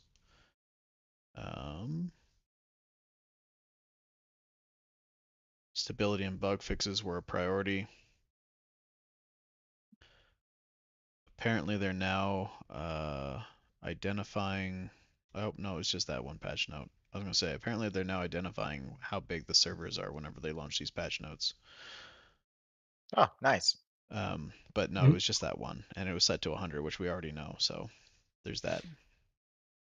I think that's it. I think those are all the major things. Just the bullet points, mind you. If you want to know the details on those specific things, I would go and check out the Spectrum posts in the community for the PTU playtest global events. Well, the PTU playtest, whatever. I'm not sure what that link is. Anyways, the one I was reading off was actually for the Slicer event, but it's in the same area. So if you want to read those notes, I would definitely go over to the the Spectrum, and check those out. I was just reading off bullet points. So we've talked about when we think Pyro's coming out. So far, we've got me saying it's coming out in Q1. We've got Omega saying it's coming out in Q1. Stompy think it's coming out in Q2. We've talked about the F7 series coming out. I think it's going to get announced here at CitizenCon. I think that's a a valid place that they're going to announce it. I believe shortly after CitizenCon, we have one more event coming up, and I'm not talking about the Christmas event. Talking about what is it? IAE, I believe is what it is. Yes. Yep. That's the military ship show, right? Or is that the general Mhm. ship show? I think that's the Military. general. Oh, general? Oh, Yeah, UE is it's, military. Sorry. Wait, No, I'm is it the confusing myself. UE? I can't remember which one we just had. What's the one we Vindictus just is the had? military one. Yeah, sorry, Vindictus. That's the one. Vindictus. No, Invictus. Or Invictus, yeah. Invictus. Yes, we're being very vindictus right now. Yes, we are. Um, So okay, so Invictus is IE the is the general one. military. Yeah. I have heard IE. rumor. I don't know if this is just going to be something that is kind of staged and set up inside one of the auditoriums, or if we're actually going to have something docked at one of the stations. But there's rumor that we're at least going to get to see some of the Bengal carrier. So I'm That we're gonna excited for that. see a Bengal carrier? We're going to see at least part of a Bengal carrier. Oh, that's lame. Part? I want the whole thing. Well, we got to see the javelin. Like they gave us a good part of the javelin, and they gave us a walkthrough of the Idris before we got to see the inventory of the Idris, because obviously, every Idris we stole didn't have an inside until they gave it to us during that last event, which that True. was awesome, by the way. I really hope they put out another Xenothreat event, because I really want to steal another Idris and hold it for the entire duration. Won't they Um, won't they be releasing the Idris soon?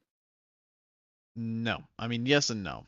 Which is another thing that they speculate they're going to talk about during the CitizenCon. One of the highly Squadron 42? anticipated pieces of information that they're hoping will come out is a launch date for Squadron 42. Yeah, And they did say they were polished stage, so Yep, correct. On that date, that it launches, I believe, is when they promised the Idris in all of its variants. So, it is ready, by the way. It's completely done. Obviously, because we had Xenothreat. The Idris is done. It is ready to launch, but they are holding on to it until the launch of Squadron 42. so then the question is, which is gonna come out first? Pyro or Squadron 42? It's a race. I don't honestly, if I had to guess, if Squadron 42 is ready, because honestly, I don't know how long. I don't know what their definition of polish phase is, right? I don't know all the different steps that's involved in polish. I can, however, say that if it is ready, now would be the good time to launch the game, somewhere in the Christmas time, because that will give people 3 months to completely forget that Pyro is coming Mm-hmm. and distract them to play the single player game. And once they play the single player game, and they're done with it, then they'll go, oh yeah, Pyro was coming.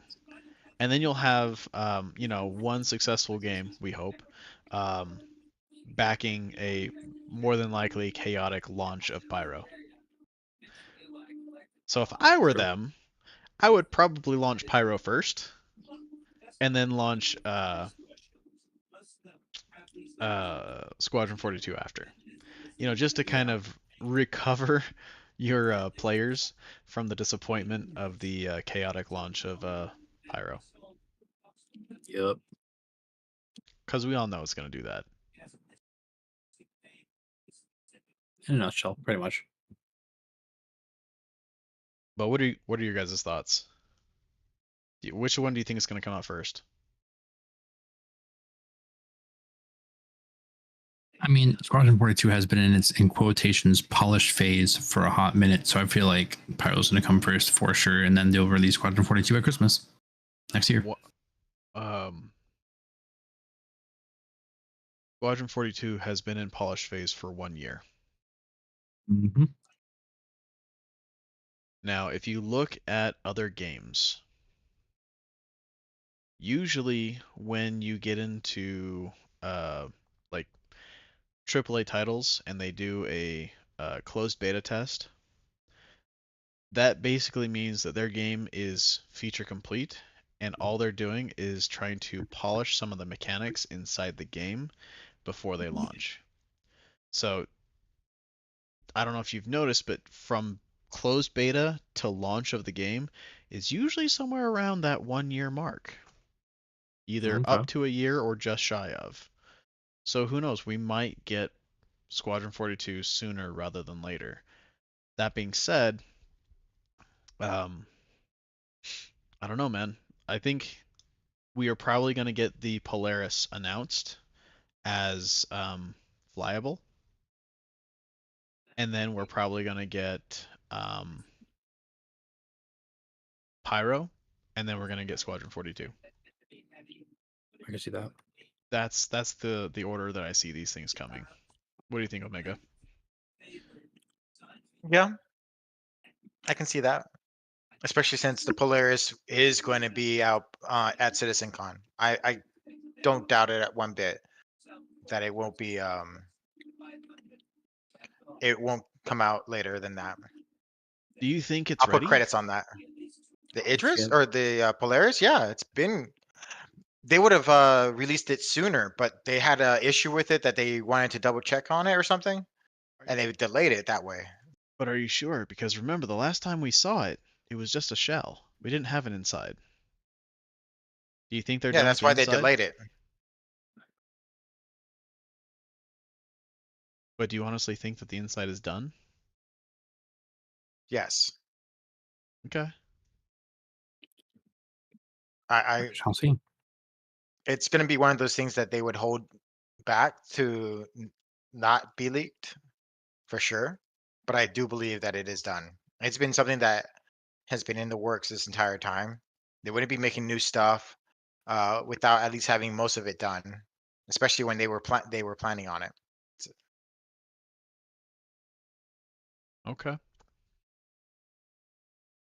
I never That's hear me about though. those I like could be wrong. I'm not perfect. I telltale don't. signs, but it makes sense though. No, I mean, I can respect that. It it sounds like you might be on the right track, but I mean, I've looked at some of these other ships that they've brought out, right? And the time it takes them to bring them out. Uh, they had the Zeus in white box, and it took them a year to bring out just 2 of the 3 total models. Haven't they had the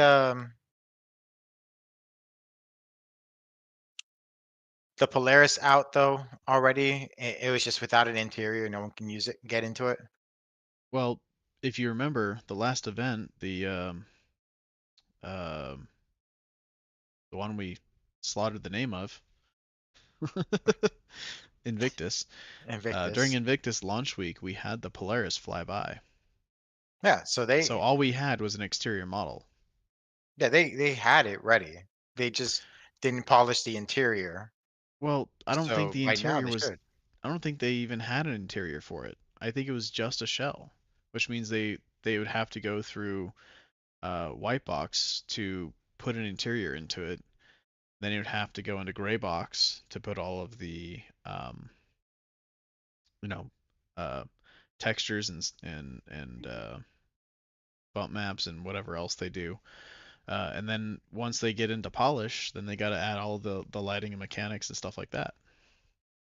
Yeah, but you also have to consider that they now have more people working on it than they did before Yes, because and they do have a focus on Squadron RSI 42 was. ships, so I mean they could have more than one person. In fact, you know what? Let's let's try and settle this real quick. Let me go over to the tracker.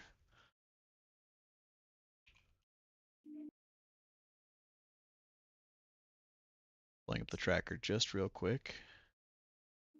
And let me see if I can't get this on stream. Give me one sec.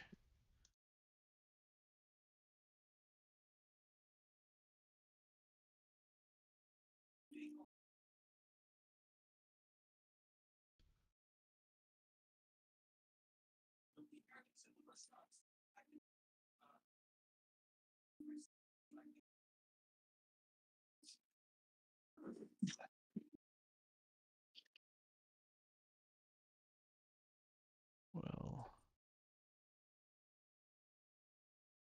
grab that.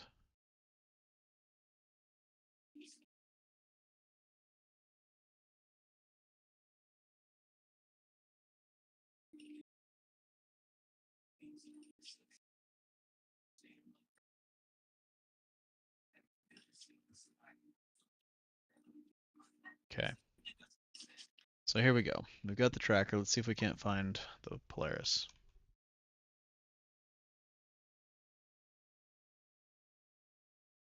Polishing. Oh, probably we can't. Here we go. Polaris.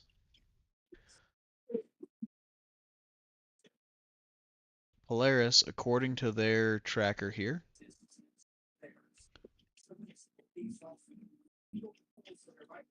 Oh, I guess I should probably make this smaller.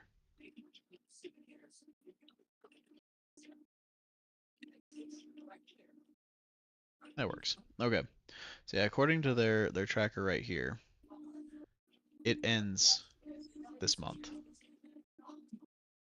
So who knows? Maybe, just maybe, they will say that it is done and it'll be flyable on X date. I don't think we're gonna get it at CitizenCon.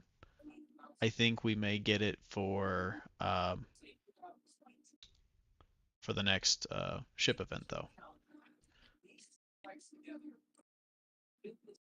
That's my speculation. So we'll get it this year, and it'll definitely come before anything else that I mentioned.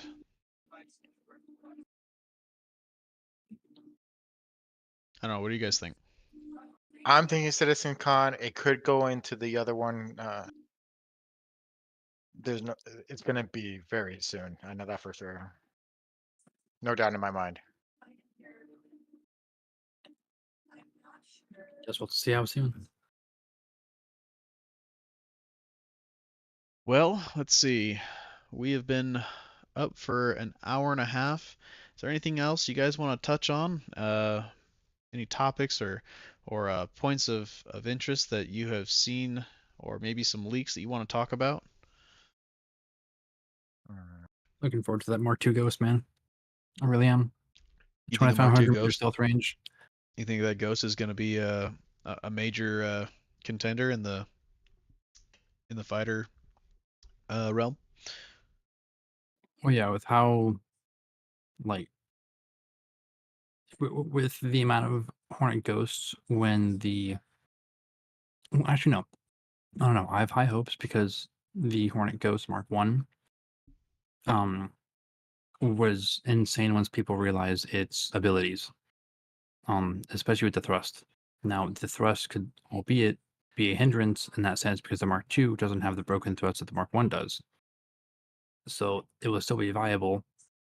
If you go into stealth mode, you'll be practically invisible, basically like a Firebird, and you can come out swinging hard. So I mean, it could go either way. Honestly, actually thinking about it now. Well, we still have yet to test that that stealth setup with the Firebirds. That is true. Yeah. Or with all of the Saber variants, to be honest. I think we could have an extremely heavy Saber fleet and literally not be detectable outside of 3 clicks and Yeah. still hit. We can be hitting outside of 3 clicks and they'll never know where it's coming from. This is true. But That's gonna be deadly. it's untested, and I really want to test it. So hopefully we can get in and get that taken care of sometime soon. Hell yeah, brother. What about you, Omega? Is there anything particularly interesting that you've seen in the past couple months that hasn't really seen the light of day yet? I mean, we pretty much covered a lot of it. Like the new vehicles that's gonna be coming out. Oh, For we haven't Citizen covered all Con. of them. Oh, that's true. We haven't. We haven't covered all the vehicles. You want to go into more of the vehicles? Yeah, we could do that. All right, let's do that. Let me pull up the leaks real quick. make a bigger hole, hopefully. All right, let's start with one we know is coming, and we now know exactly what it is. The Argo CSV. Well, That's I know gonna what it be is. Do you guys know? yeah. It's essentially the Argo version of the mule. Exactly. Yep. If you have a mule and you think the mule is useless, you would be right. Oh, The the Argo CSV looks way CSV, cooler. yeah, the Argo CSV not only looks cooler, but it carries more. At the minimum, it carries 4 SCU. At the most, it carries 8.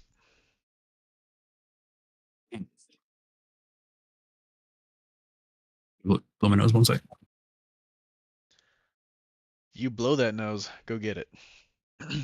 Hmm. Um, so yeah, the CSV, I gotta see a couple videos of the CSV.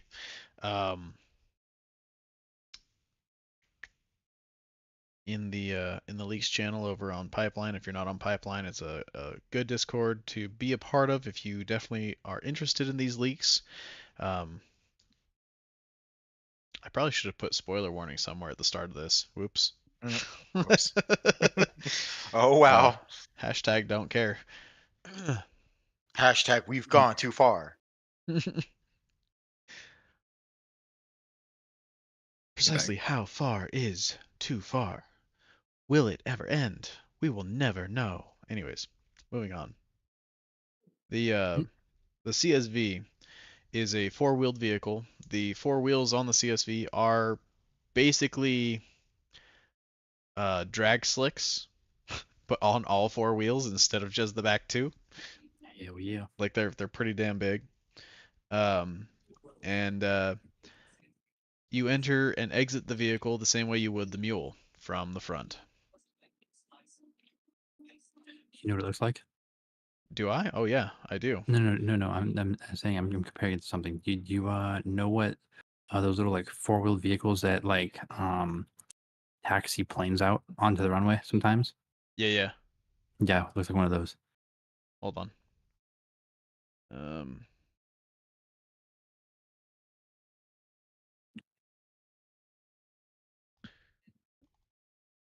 I don't even know what those are called. What do you call those? CSVs.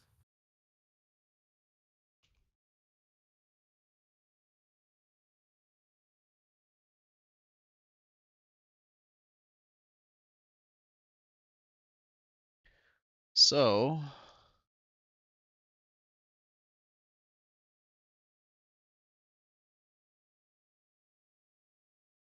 just want the picture. Stop giving me pop-ups. Let's go ahead and pop that open again.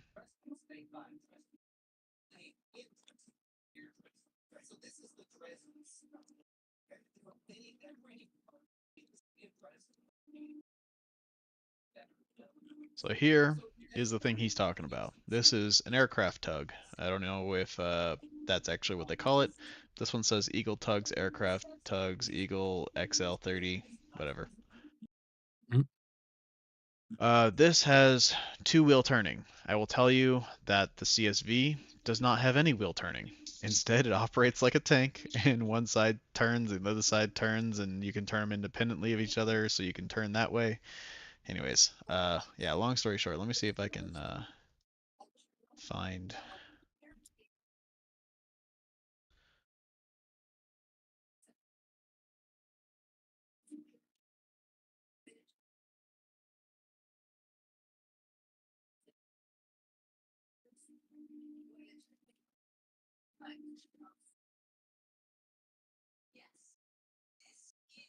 No, I don't want to.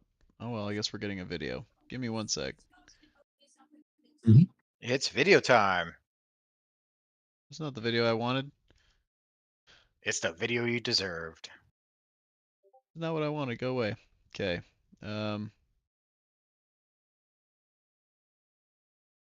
Keeps taking me to the video. Okay, screw that. Let's go to the one that I know is a video. Let's do that one.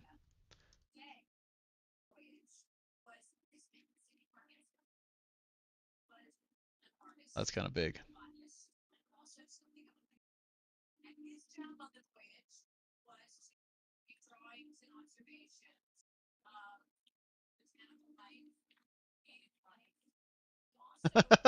Okay, that's some interesting footage. Hold on. Let me see if I can find the right. That is not the right video.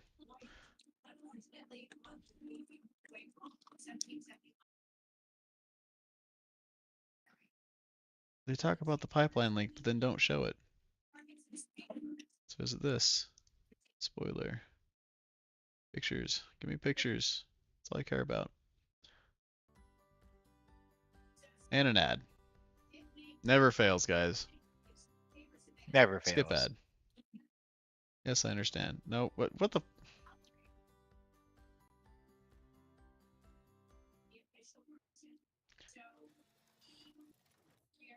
Hey, here she is. Nice big old tires. Component panel.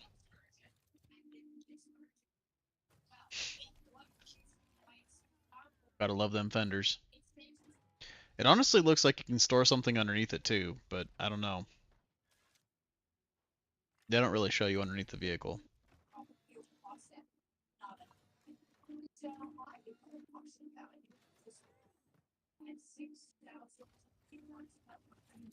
The vehicle also has its own fuse panel, of all things. And without that fuse panel, guess what doesn't work? The vehicle. The vehicle itself. So if you want to sabotage your friends or enemies, Yeah, just pull the fuse. just pull the fuse. Close the door. They will never know.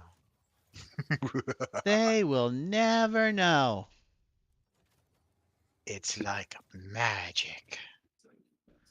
Oh, oh, it's magic. So let's see if we can't forward to like when do they drive it around? They do drive it around.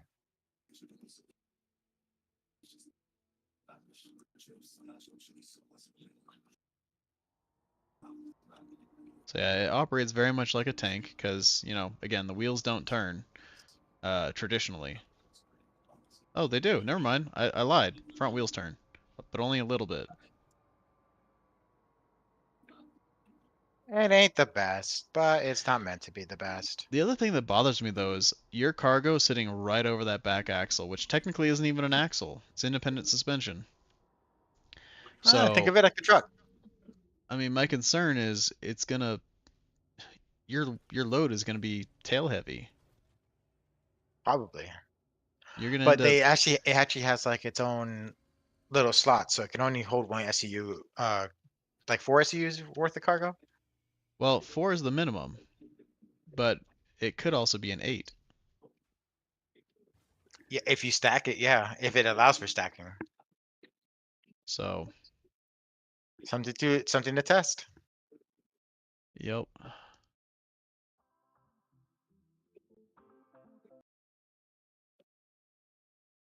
Anyways, so the CSV is definitely going to be an interesting vehicle. I'm probably going to pick one up just as a token. And you know, it looks kind of fun to drive around, but it's not going to be a long-term thing for me. Once something else comes out, the token's going to get tokenized and turned into something else. CCU Well, it up. it's supposed, if I hear correctly, isn't that supposed to be like just one of the two variants of it, and the other one is a base builder? You know, I don't know. I have not heard anything about a base builder variant, although there is a -SM at the end of that model number. So the CSV-SM.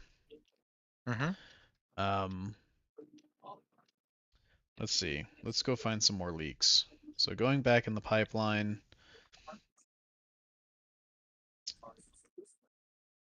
we There's a couple other have. ships that they're gonna bring out from when they showed the silhouette. Something we haven't talked about. We're getting a new starter ship. Oh yeah. Is Mariah? No, Crusader is getting a starter ship. Oh shit, bro. They I call mean, it about the time. yeah, they call it the Intrepid. So the Intrepid also has a ramp, so which means it has interior. So Crusader starter ship, small class, with interior. Probably going to be something akin to the Penguin, if I had to guess, or maybe something closer to the C8X. Who knows? Who knows? Let's see.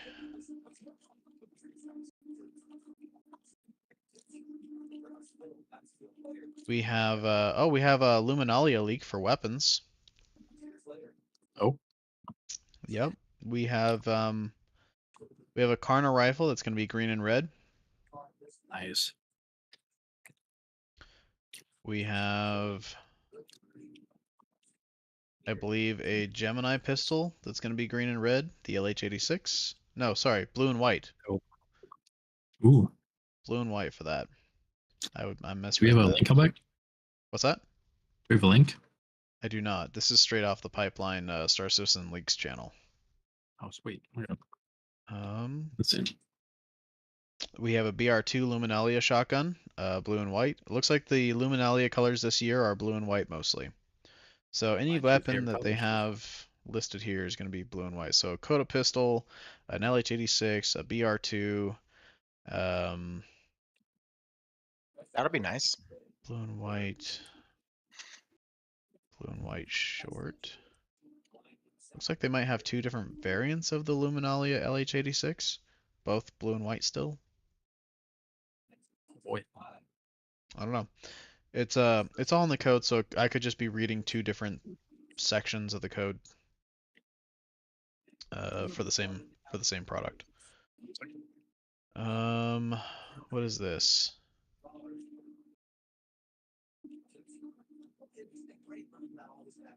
Just in wave 1 currently.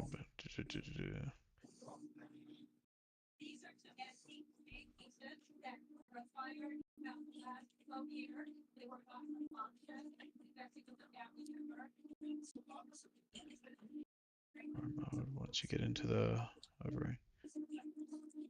So you carry 12 SCU. Small storage bin. The right.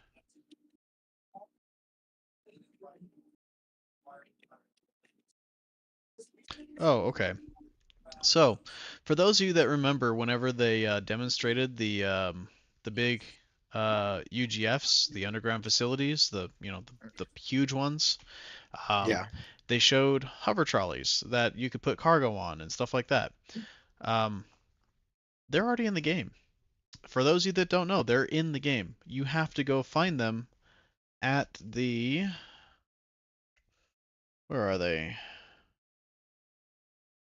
They're apparently at the distribution centers. So they are... Oh, sorry.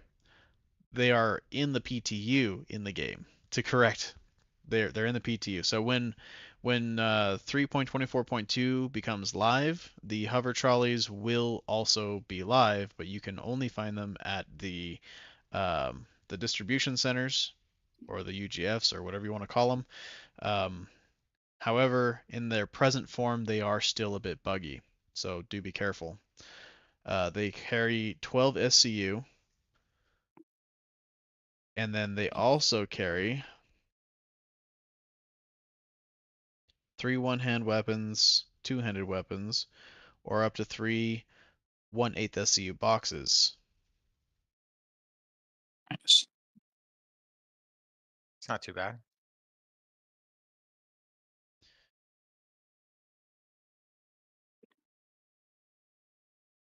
It fits fine in ramped ships such as the Hercules, MSR, and the Carrack.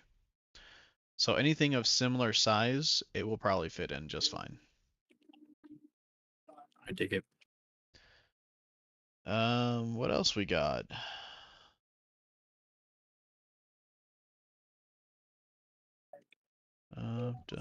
Dum.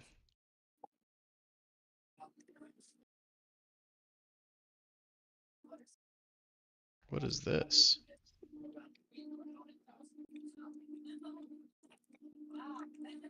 GRIN. What is that?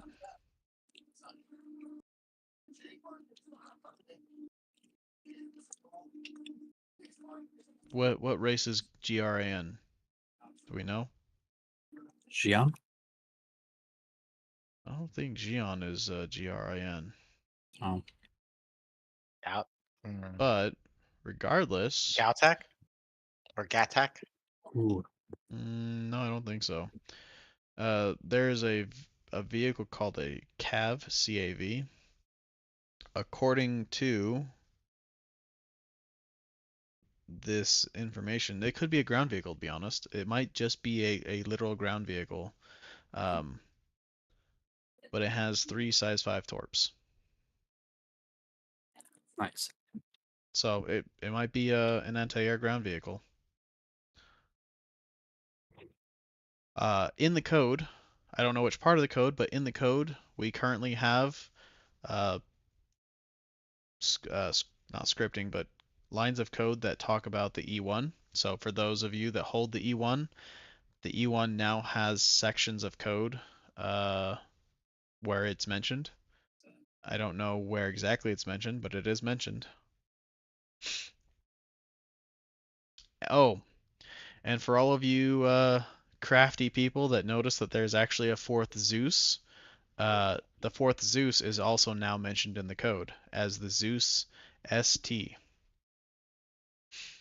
For you very observant people, last year when they announced the Zeus, they showed one of the ships on their backdrop when they announced the Zeus. It was literally the ship in the forefront, and on the hull it said ST. And the models they released were the CL, the ES, and the MR, not the ST that was sitting right in front of everyone's face. So I imagine everyone just thought it was, bogus. But it's in the code now. So it's an actual ship. There is a 4th Zeus coming. So the ST. The ST. What the ST? Excuse me. What the ST stand for? Well, it could be a passenger. Jesus. Could Passion. be, yeah, a passenger variant The love because cruise. they speculate the Zeus to be the status, ST, STATUS, the Zeus status. They're trying to suggest that it'd be along the same lines as the E1. Problem is, it has 2 turrets, top and bottom, just like the Marquis. I don't know how you have a classy passenger ship with 2 turrets. That's quite simple, actually.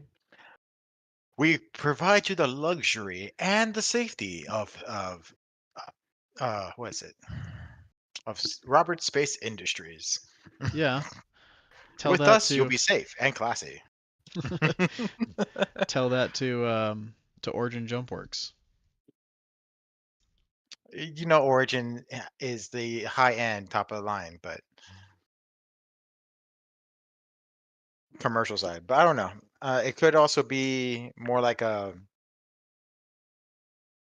different variant of the MR. Like instead of doing quantum, it does something else. Well, some people have guessed that ST stands for Stalker, so it could be a stealth variant. Oh, now that would be a good ship to have. Some other people have guessed that it stands for Strike,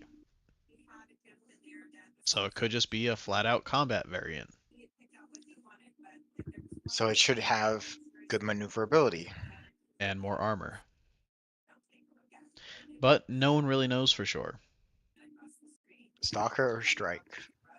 Those are status, Well, Stalker, or Strike would be the 3 guesses. pretty much. But we'll find out. In What's the 2 color of the days. ship? White and blue. Fair enough. White and blue. Well, it's like the white isn't white. It's more like a gray. like a white blue gray. Then it's not going to be a stalker, so it's not going to be a stealth variant. The MR kind of took the color away from it, but besides the point, you would want it to also blend, not just be something. I am a stealthy person, but you can see me everywhere. So it's probably a status or a striker. There's a word, mohawk, that has popped up a lot in the code, related to the Zeus.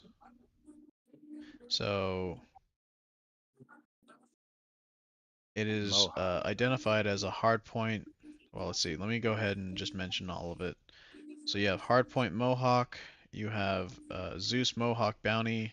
You have uh, navigation red strobe mohawk point. You have beauty mohawk rear point. Guardian mohawk. So it talks about the Murai.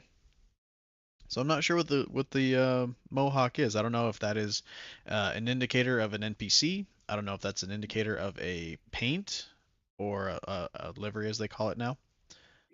It might be a library. Yeah, I possibly. wouldn't be surprised. But why would they put hardpoint in front of it? Hmm.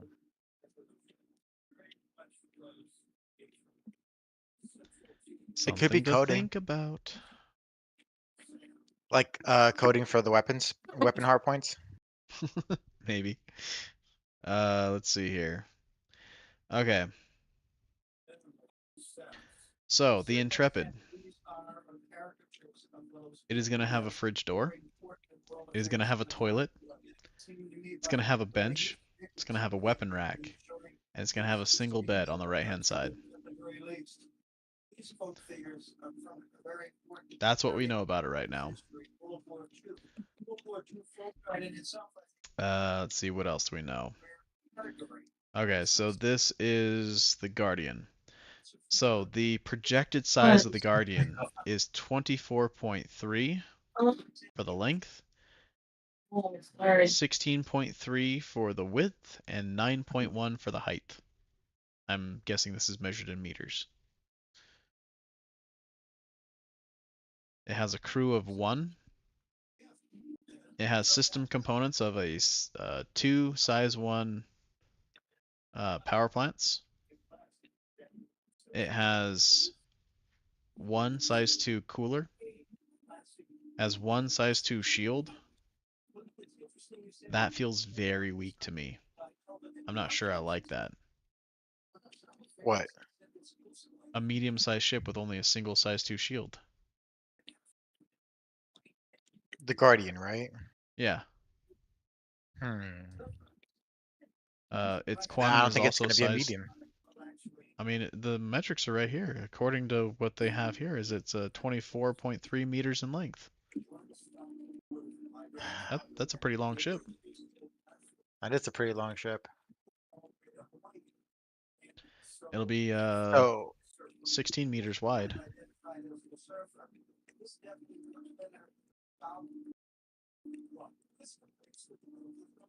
But yeah, it's I'm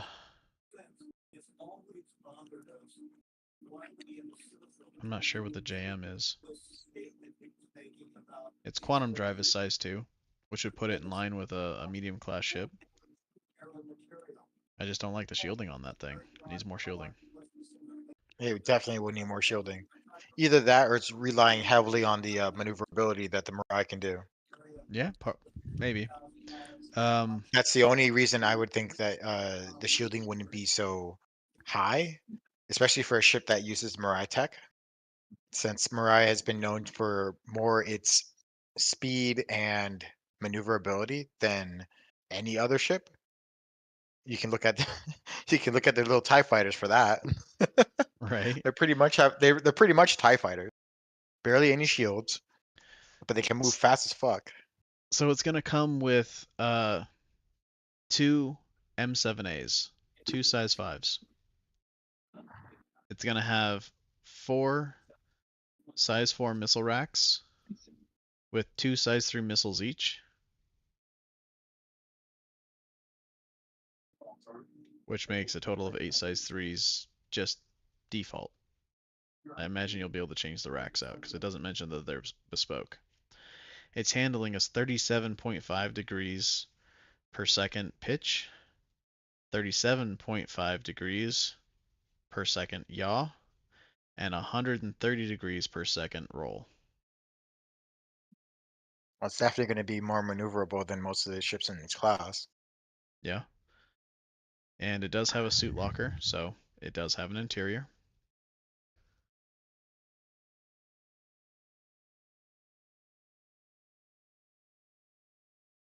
Apparently, it has a ladder and an elevator. Interesting. So here's a ship that no one saw coming. The Star Lancer. Oh yeah.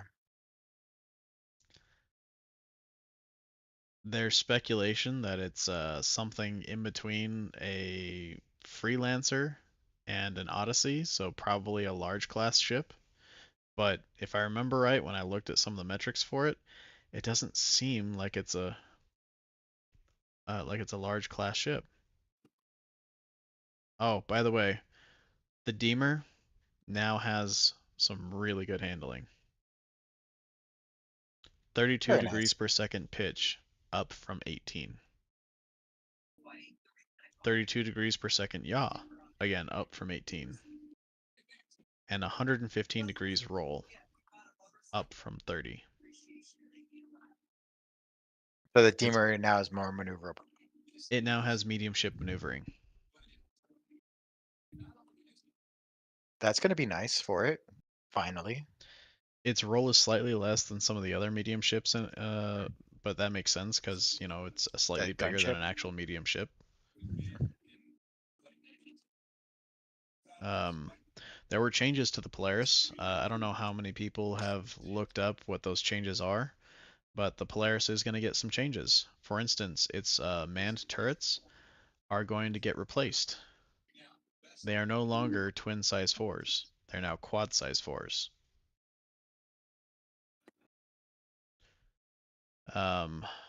It is also getting a bespoke turret underneath the nose. They are size 6s, kinetic.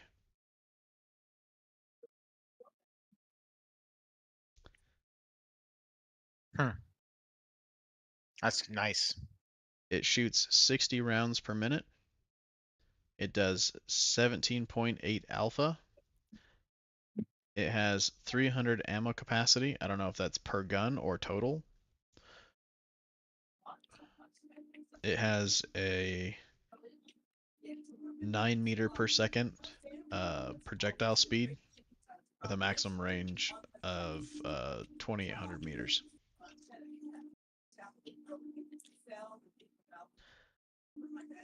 So that's interesting. Also, shields are going to get a rebalance. We're actually going to see some uniqueness in the Finally. shields again. Nice. Let's see here.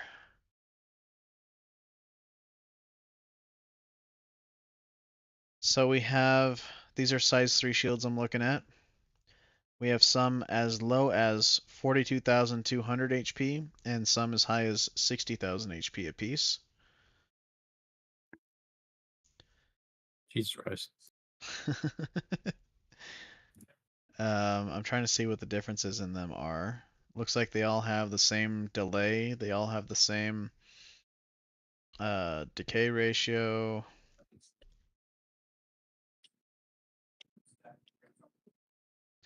Downed reach in delay is the same, 10 seconds. That's the same. So you're going to have a difference in shield total pool and shield regeneration rate. So ones with higher pools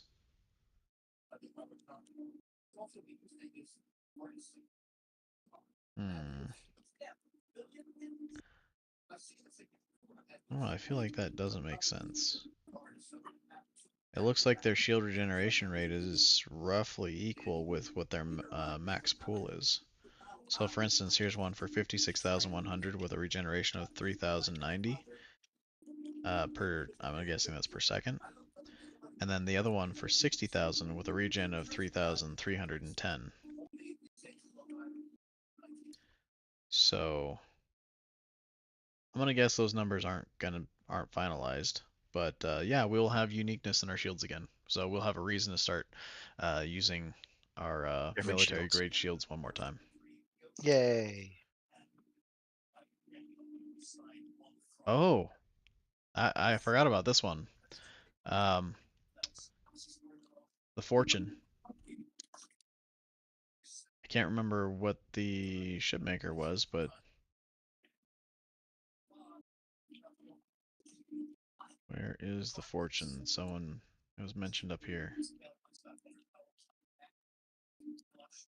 Oh, and the Guardian is supposedly having multiple variants. Mm-hmm. It's probably going to be in line with like the Vanguard series as far as like variants. Would be interesting to see.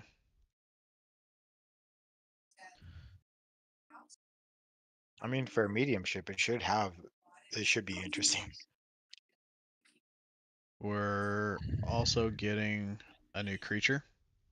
At least there's a new creature in the code, I'll say that. I don't know if we're getting it with the patch, but we're definitely getting it soon. And that's the Valakar.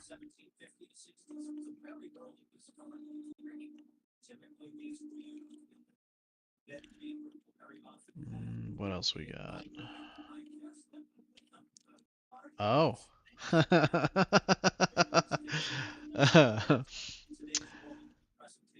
How many of you are aware of Dune? The movie? The movie? Anything Dune. Um, The Valakar are what they call their sandworm. are we going to have sandworms now? Yes, it's Are in they the going to be code. ship size? The Valakar is in the code. I don't know how big they are, but they're in the code. Oh, gods. Oh boy. Here we go. However, Well, they're on a moon that doesn't exist yet. The Valakar or sandworm is a species of gigantic sandworms in Star Citizen living in the desert landscapes of Lear 3. so in other words, they essentially took Dune and put it into Star Citizen. Yeah, they also took Star Wars. Where's my space station?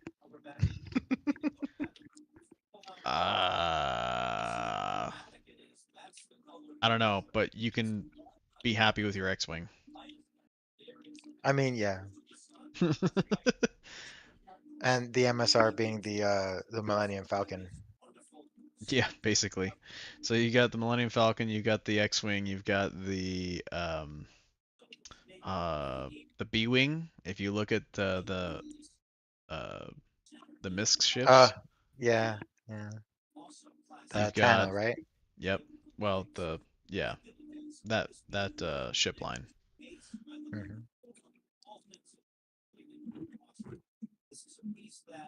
Mhm. There's going to be a new Arena Commander game mode that is horde-like. So it is you against the NPCs, and basically they're going to be sending animals at you, or NPCs and animals, one of the two. When are we gonna get the what's that game mode called? Where we fight against each other like a giant warfare? I don't know. When they're gonna give that? Because that was like the biggest thing that they announced several years ago, and it never came out. Have heard nothing since about it. War Zones, I think it was. There's mention of hacking gameplay in the code.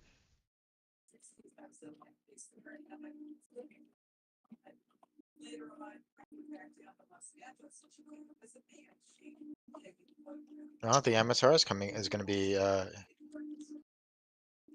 if they're doing hacking, are they hacking data? I don't know. It didn't specify.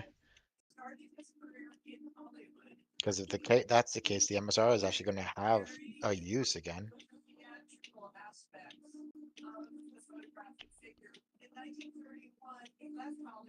Looks like there's going to be some new maps. You have um,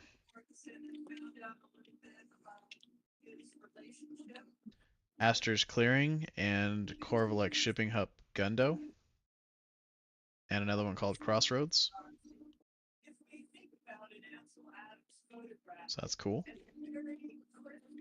They're gonna throw us a lot to placate us. So I don't think Pyro's gonna be one of them. Yeah, that's why they're releasing so much shit because Pyro's gonna be a fucking flop. I think right Just now the saying. only thing that's a flop is the portal in. If once we get past So that, I far, think yeah. we're gonna be good. Honestly, I'm not even gonna go through the portal. I'm probably never gonna touch that portal. I'm just gonna start in Pyro. Basically. That's just the short and skinny of it. I'm gonna start in Pyro. And I'm you'll gonna live never in leave the Pyro. station. I'm gonna live and die in Pyro, man. I'm all about that. Make my own law. Oh, I Until we agree. die. But what I see is at first, like for a lot of people, that go to Pyro, they're gonna die at Pyro instantly. As soon as they leave their bunks, death everywhere. Oh yeah, dude. So Stock up bodies on will be weapons hitting the floor. before before Pyro comes out. Stock up on weapons. Make sure you've got a metric fuck ton of weapons because as soon as you spawn in, you're gonna equip yourself with weapons, push out that door, and have to mow through some bitches just to get to where you need to go. You know what would really suck, but that would more likely happen? What's that? A reset. That would suck. And that would more than likely happen, which means even if you have weapons, Would make they won't sense. have ammo. No more broken P4s. But they would do a reset because that would be a major update. They would have to reset for that purpose. So I'm looking at some metrics. There's gonna be multiple Star Lancers. There's one called BLD and one called Max. I wonder what the max is going to be for. Whatever it is, maximum version of whatever I'm guessing cargo. I was thinking maximum overload. So here's the weird thing. I think the Star Lancer isn't gonna be a big brother to the Freelancer. I think it's gonna be a ship along the same lines, kind of to replace it. Yeah. Yeah. Because they're talking about laser cannons, bearing laser cannons, size 4s. The Star Lancer Max has size 4s, the exact same. Wait, hold on. Oh no, Freelancer only has size 3s. Maybe it will be a big brother. Right, the whole Not by ABCD much. series. Not by much, but it might be a little bit bigger. That's what I was So thinking too. maybe. So you go from size 3s to size 4s, and it has 2 remote turrets, also using laser repeater size 4s. That's already better. That's already a bigger ship then. Yeah. So yeah, I think this will be a bigger brother. Now that I'm actually looking at it in direct comparison. Do they have the metrics for it? I do not have metrics for it. I don't think I that guess we'll was see. listed. I have components though. So looking at the components, you have basically size 2 components across the entire board except for shields. Shields are going to be size 3. Okay, so it's a slightly bigger brother than the freelancer. Yep, I have to agree with that. So it'll be more on the upper end of the medium class. Well, here's the weird thing. According to these notes, one of the Star Lancers has a drone seat. No shit. So That's there's not that going to be going for it. available. It has a drone seat, but it won't be available until drones come out, and that's not going to be for a little bit longer. Well, here's the thing. Even if they announce the Star Lancer this year, it's not coming out till next year. Just like the Zeus. Let's take a look at. All right, so here's the Intrepid. See if there's anything interesting here. It's all size 1 components. It has 2 relay slots apparently.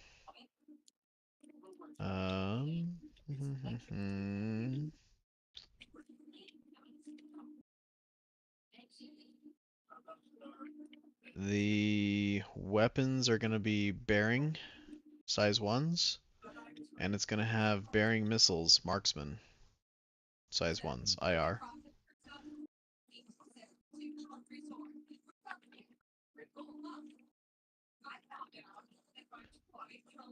They are bearing very hard. Yes, they are.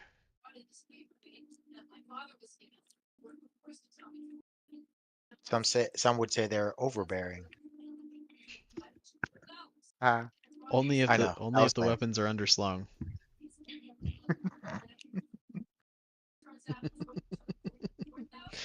Okay.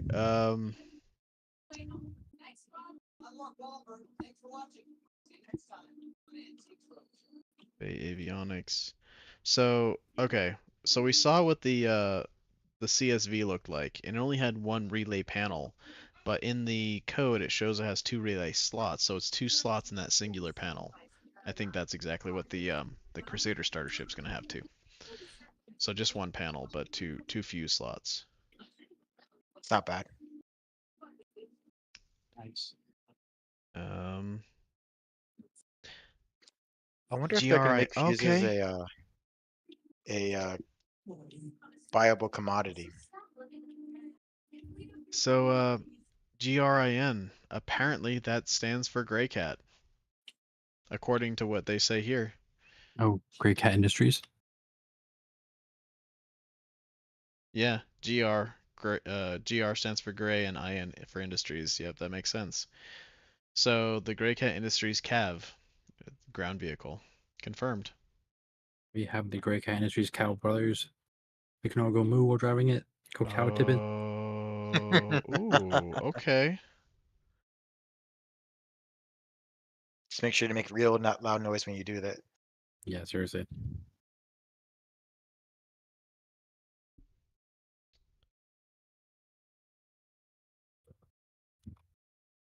All right.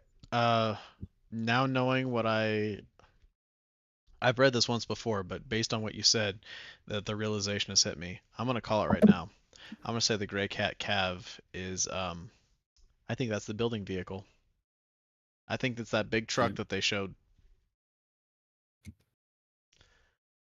It would be nice.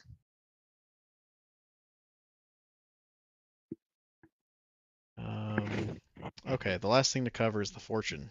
So where's that at? Name. Give me some fortune. Okay. The Misk Fortune. So the name of this shipmaker is Misk. The Fortune is a salvaging ship, which falls in line with the Fortune name. Makes sense. And based on what I've read going through this, I would say that we're looking at something either slightly larger or the same size as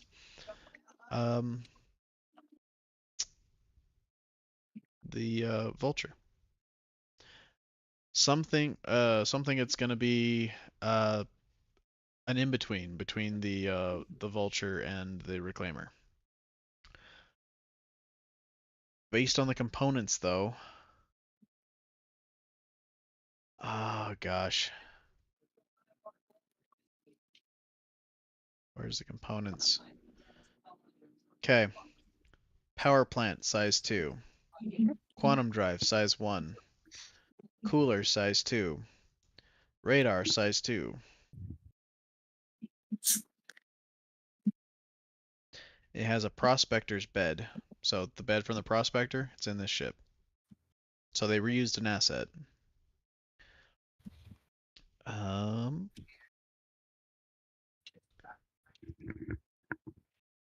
Hardpoint class 2, item name. Okay, well, I mean, if I had to guess, I'm going to say that the Fortune is just a salvaging version of the Prospector. They're going to take the Prospector and they're going to repurpose it into a salvaging ship. That's my guess. What do you think?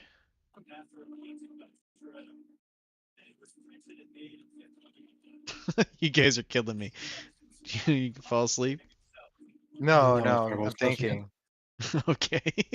It's like I'm trying to imagine how the prospector, if they made changes for salvaging, how it would actually look, or if it just stays the same. But then where would the scrap go? Because it won't have what is it? Those sacks on the side that holds all the material. I can answer that. Take the saddlebags off and just put containers there. SCU containers. It'll probably Wouldn't it? carry a total of 8 SCU of scrap.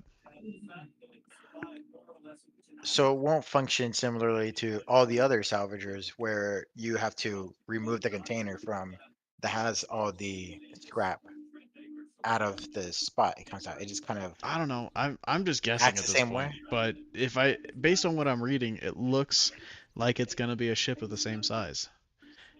It's gonna be this. It's gonna be the same size in class of the Vulture. That's my guess. But I also would guess that they're gonna repurpose the Prospector to do it. I mean, it's not a bad idea. I'm just trying to think how they would implement it because if they're doing it similar where it's like they can eject those like they did with the bags of material, then it would be like a special kind of container for it. Yeah. I would actually, how they're talking about AI blades and stuff like that? I would Hmm. love to use an AI blade for my tractors, for my remote turret tractors, and basically Yes, tell it that if I come within X amount of range of a piece of cargo, to pick it up that would be nice. and attach it to the grid. I would love that. The only issue I see with that is that you're leaving the cargo door exposed. So if you get attacked while doing so, it could end badly. But other than that, yeah, that'd be great. Yeah. Anyways, guys, we're coming up. Let's see, what did we started at? So we're 2.5 hours in. I think we're at a good point where we can go ahead and wrap this up. Uh, Covered a shit ton of stuff actually. I didn't think we'd cover this much. Hmm. Um, but yeah. Any final comments or anything before we go ahead and shut this down? I think I'm going to go for the Guardian, depending on the My cost bets of are it. still on quarter two. What's that? Your bets are still on quarter two? All right. Yeah. Um, Best case scenario, but realistically quarter three, like I said. Yeah, it's any either thoughts quarter on any one of or the new quarter three. ships? I'm curious about the Crusader starter, and I want to see that freaking Mirai tree. No, it's not tree. Mirai ship. Okay. I'm definitely going to hit that. Hit that. I'm going Sir. to take the Guardian for a spin. I mean, I'm gonna hit it too. I just won't tell you what with. All He right. had game, but he chose to hit him. Well, for those of you watching here or in the future, we'll be doing this again next Wednesday, 9 p.m. Eastern. Feel free to stop on in. The usual guests that we have will probably be back at that time, so we'll have some more input and some more topics to talk about next week. If you have anything that you're interested in, feel free to leave them in the comments of this video, and we'll try and work it in for our next episode. Hell yeah. Till Yes, till sir. then, have a good one, and we will see you next week. Don't forget to do that thing that everyone says. What is it? Something about a bell icon. Make sure to like, comment, subscribe, and ring that bell, bitches. Oh shit, that's the one. All right, guys. Well, that's it for all of us here at the Captain's Log, and we'll see you next week. Take care, y'all. Later, Deuces. bitch.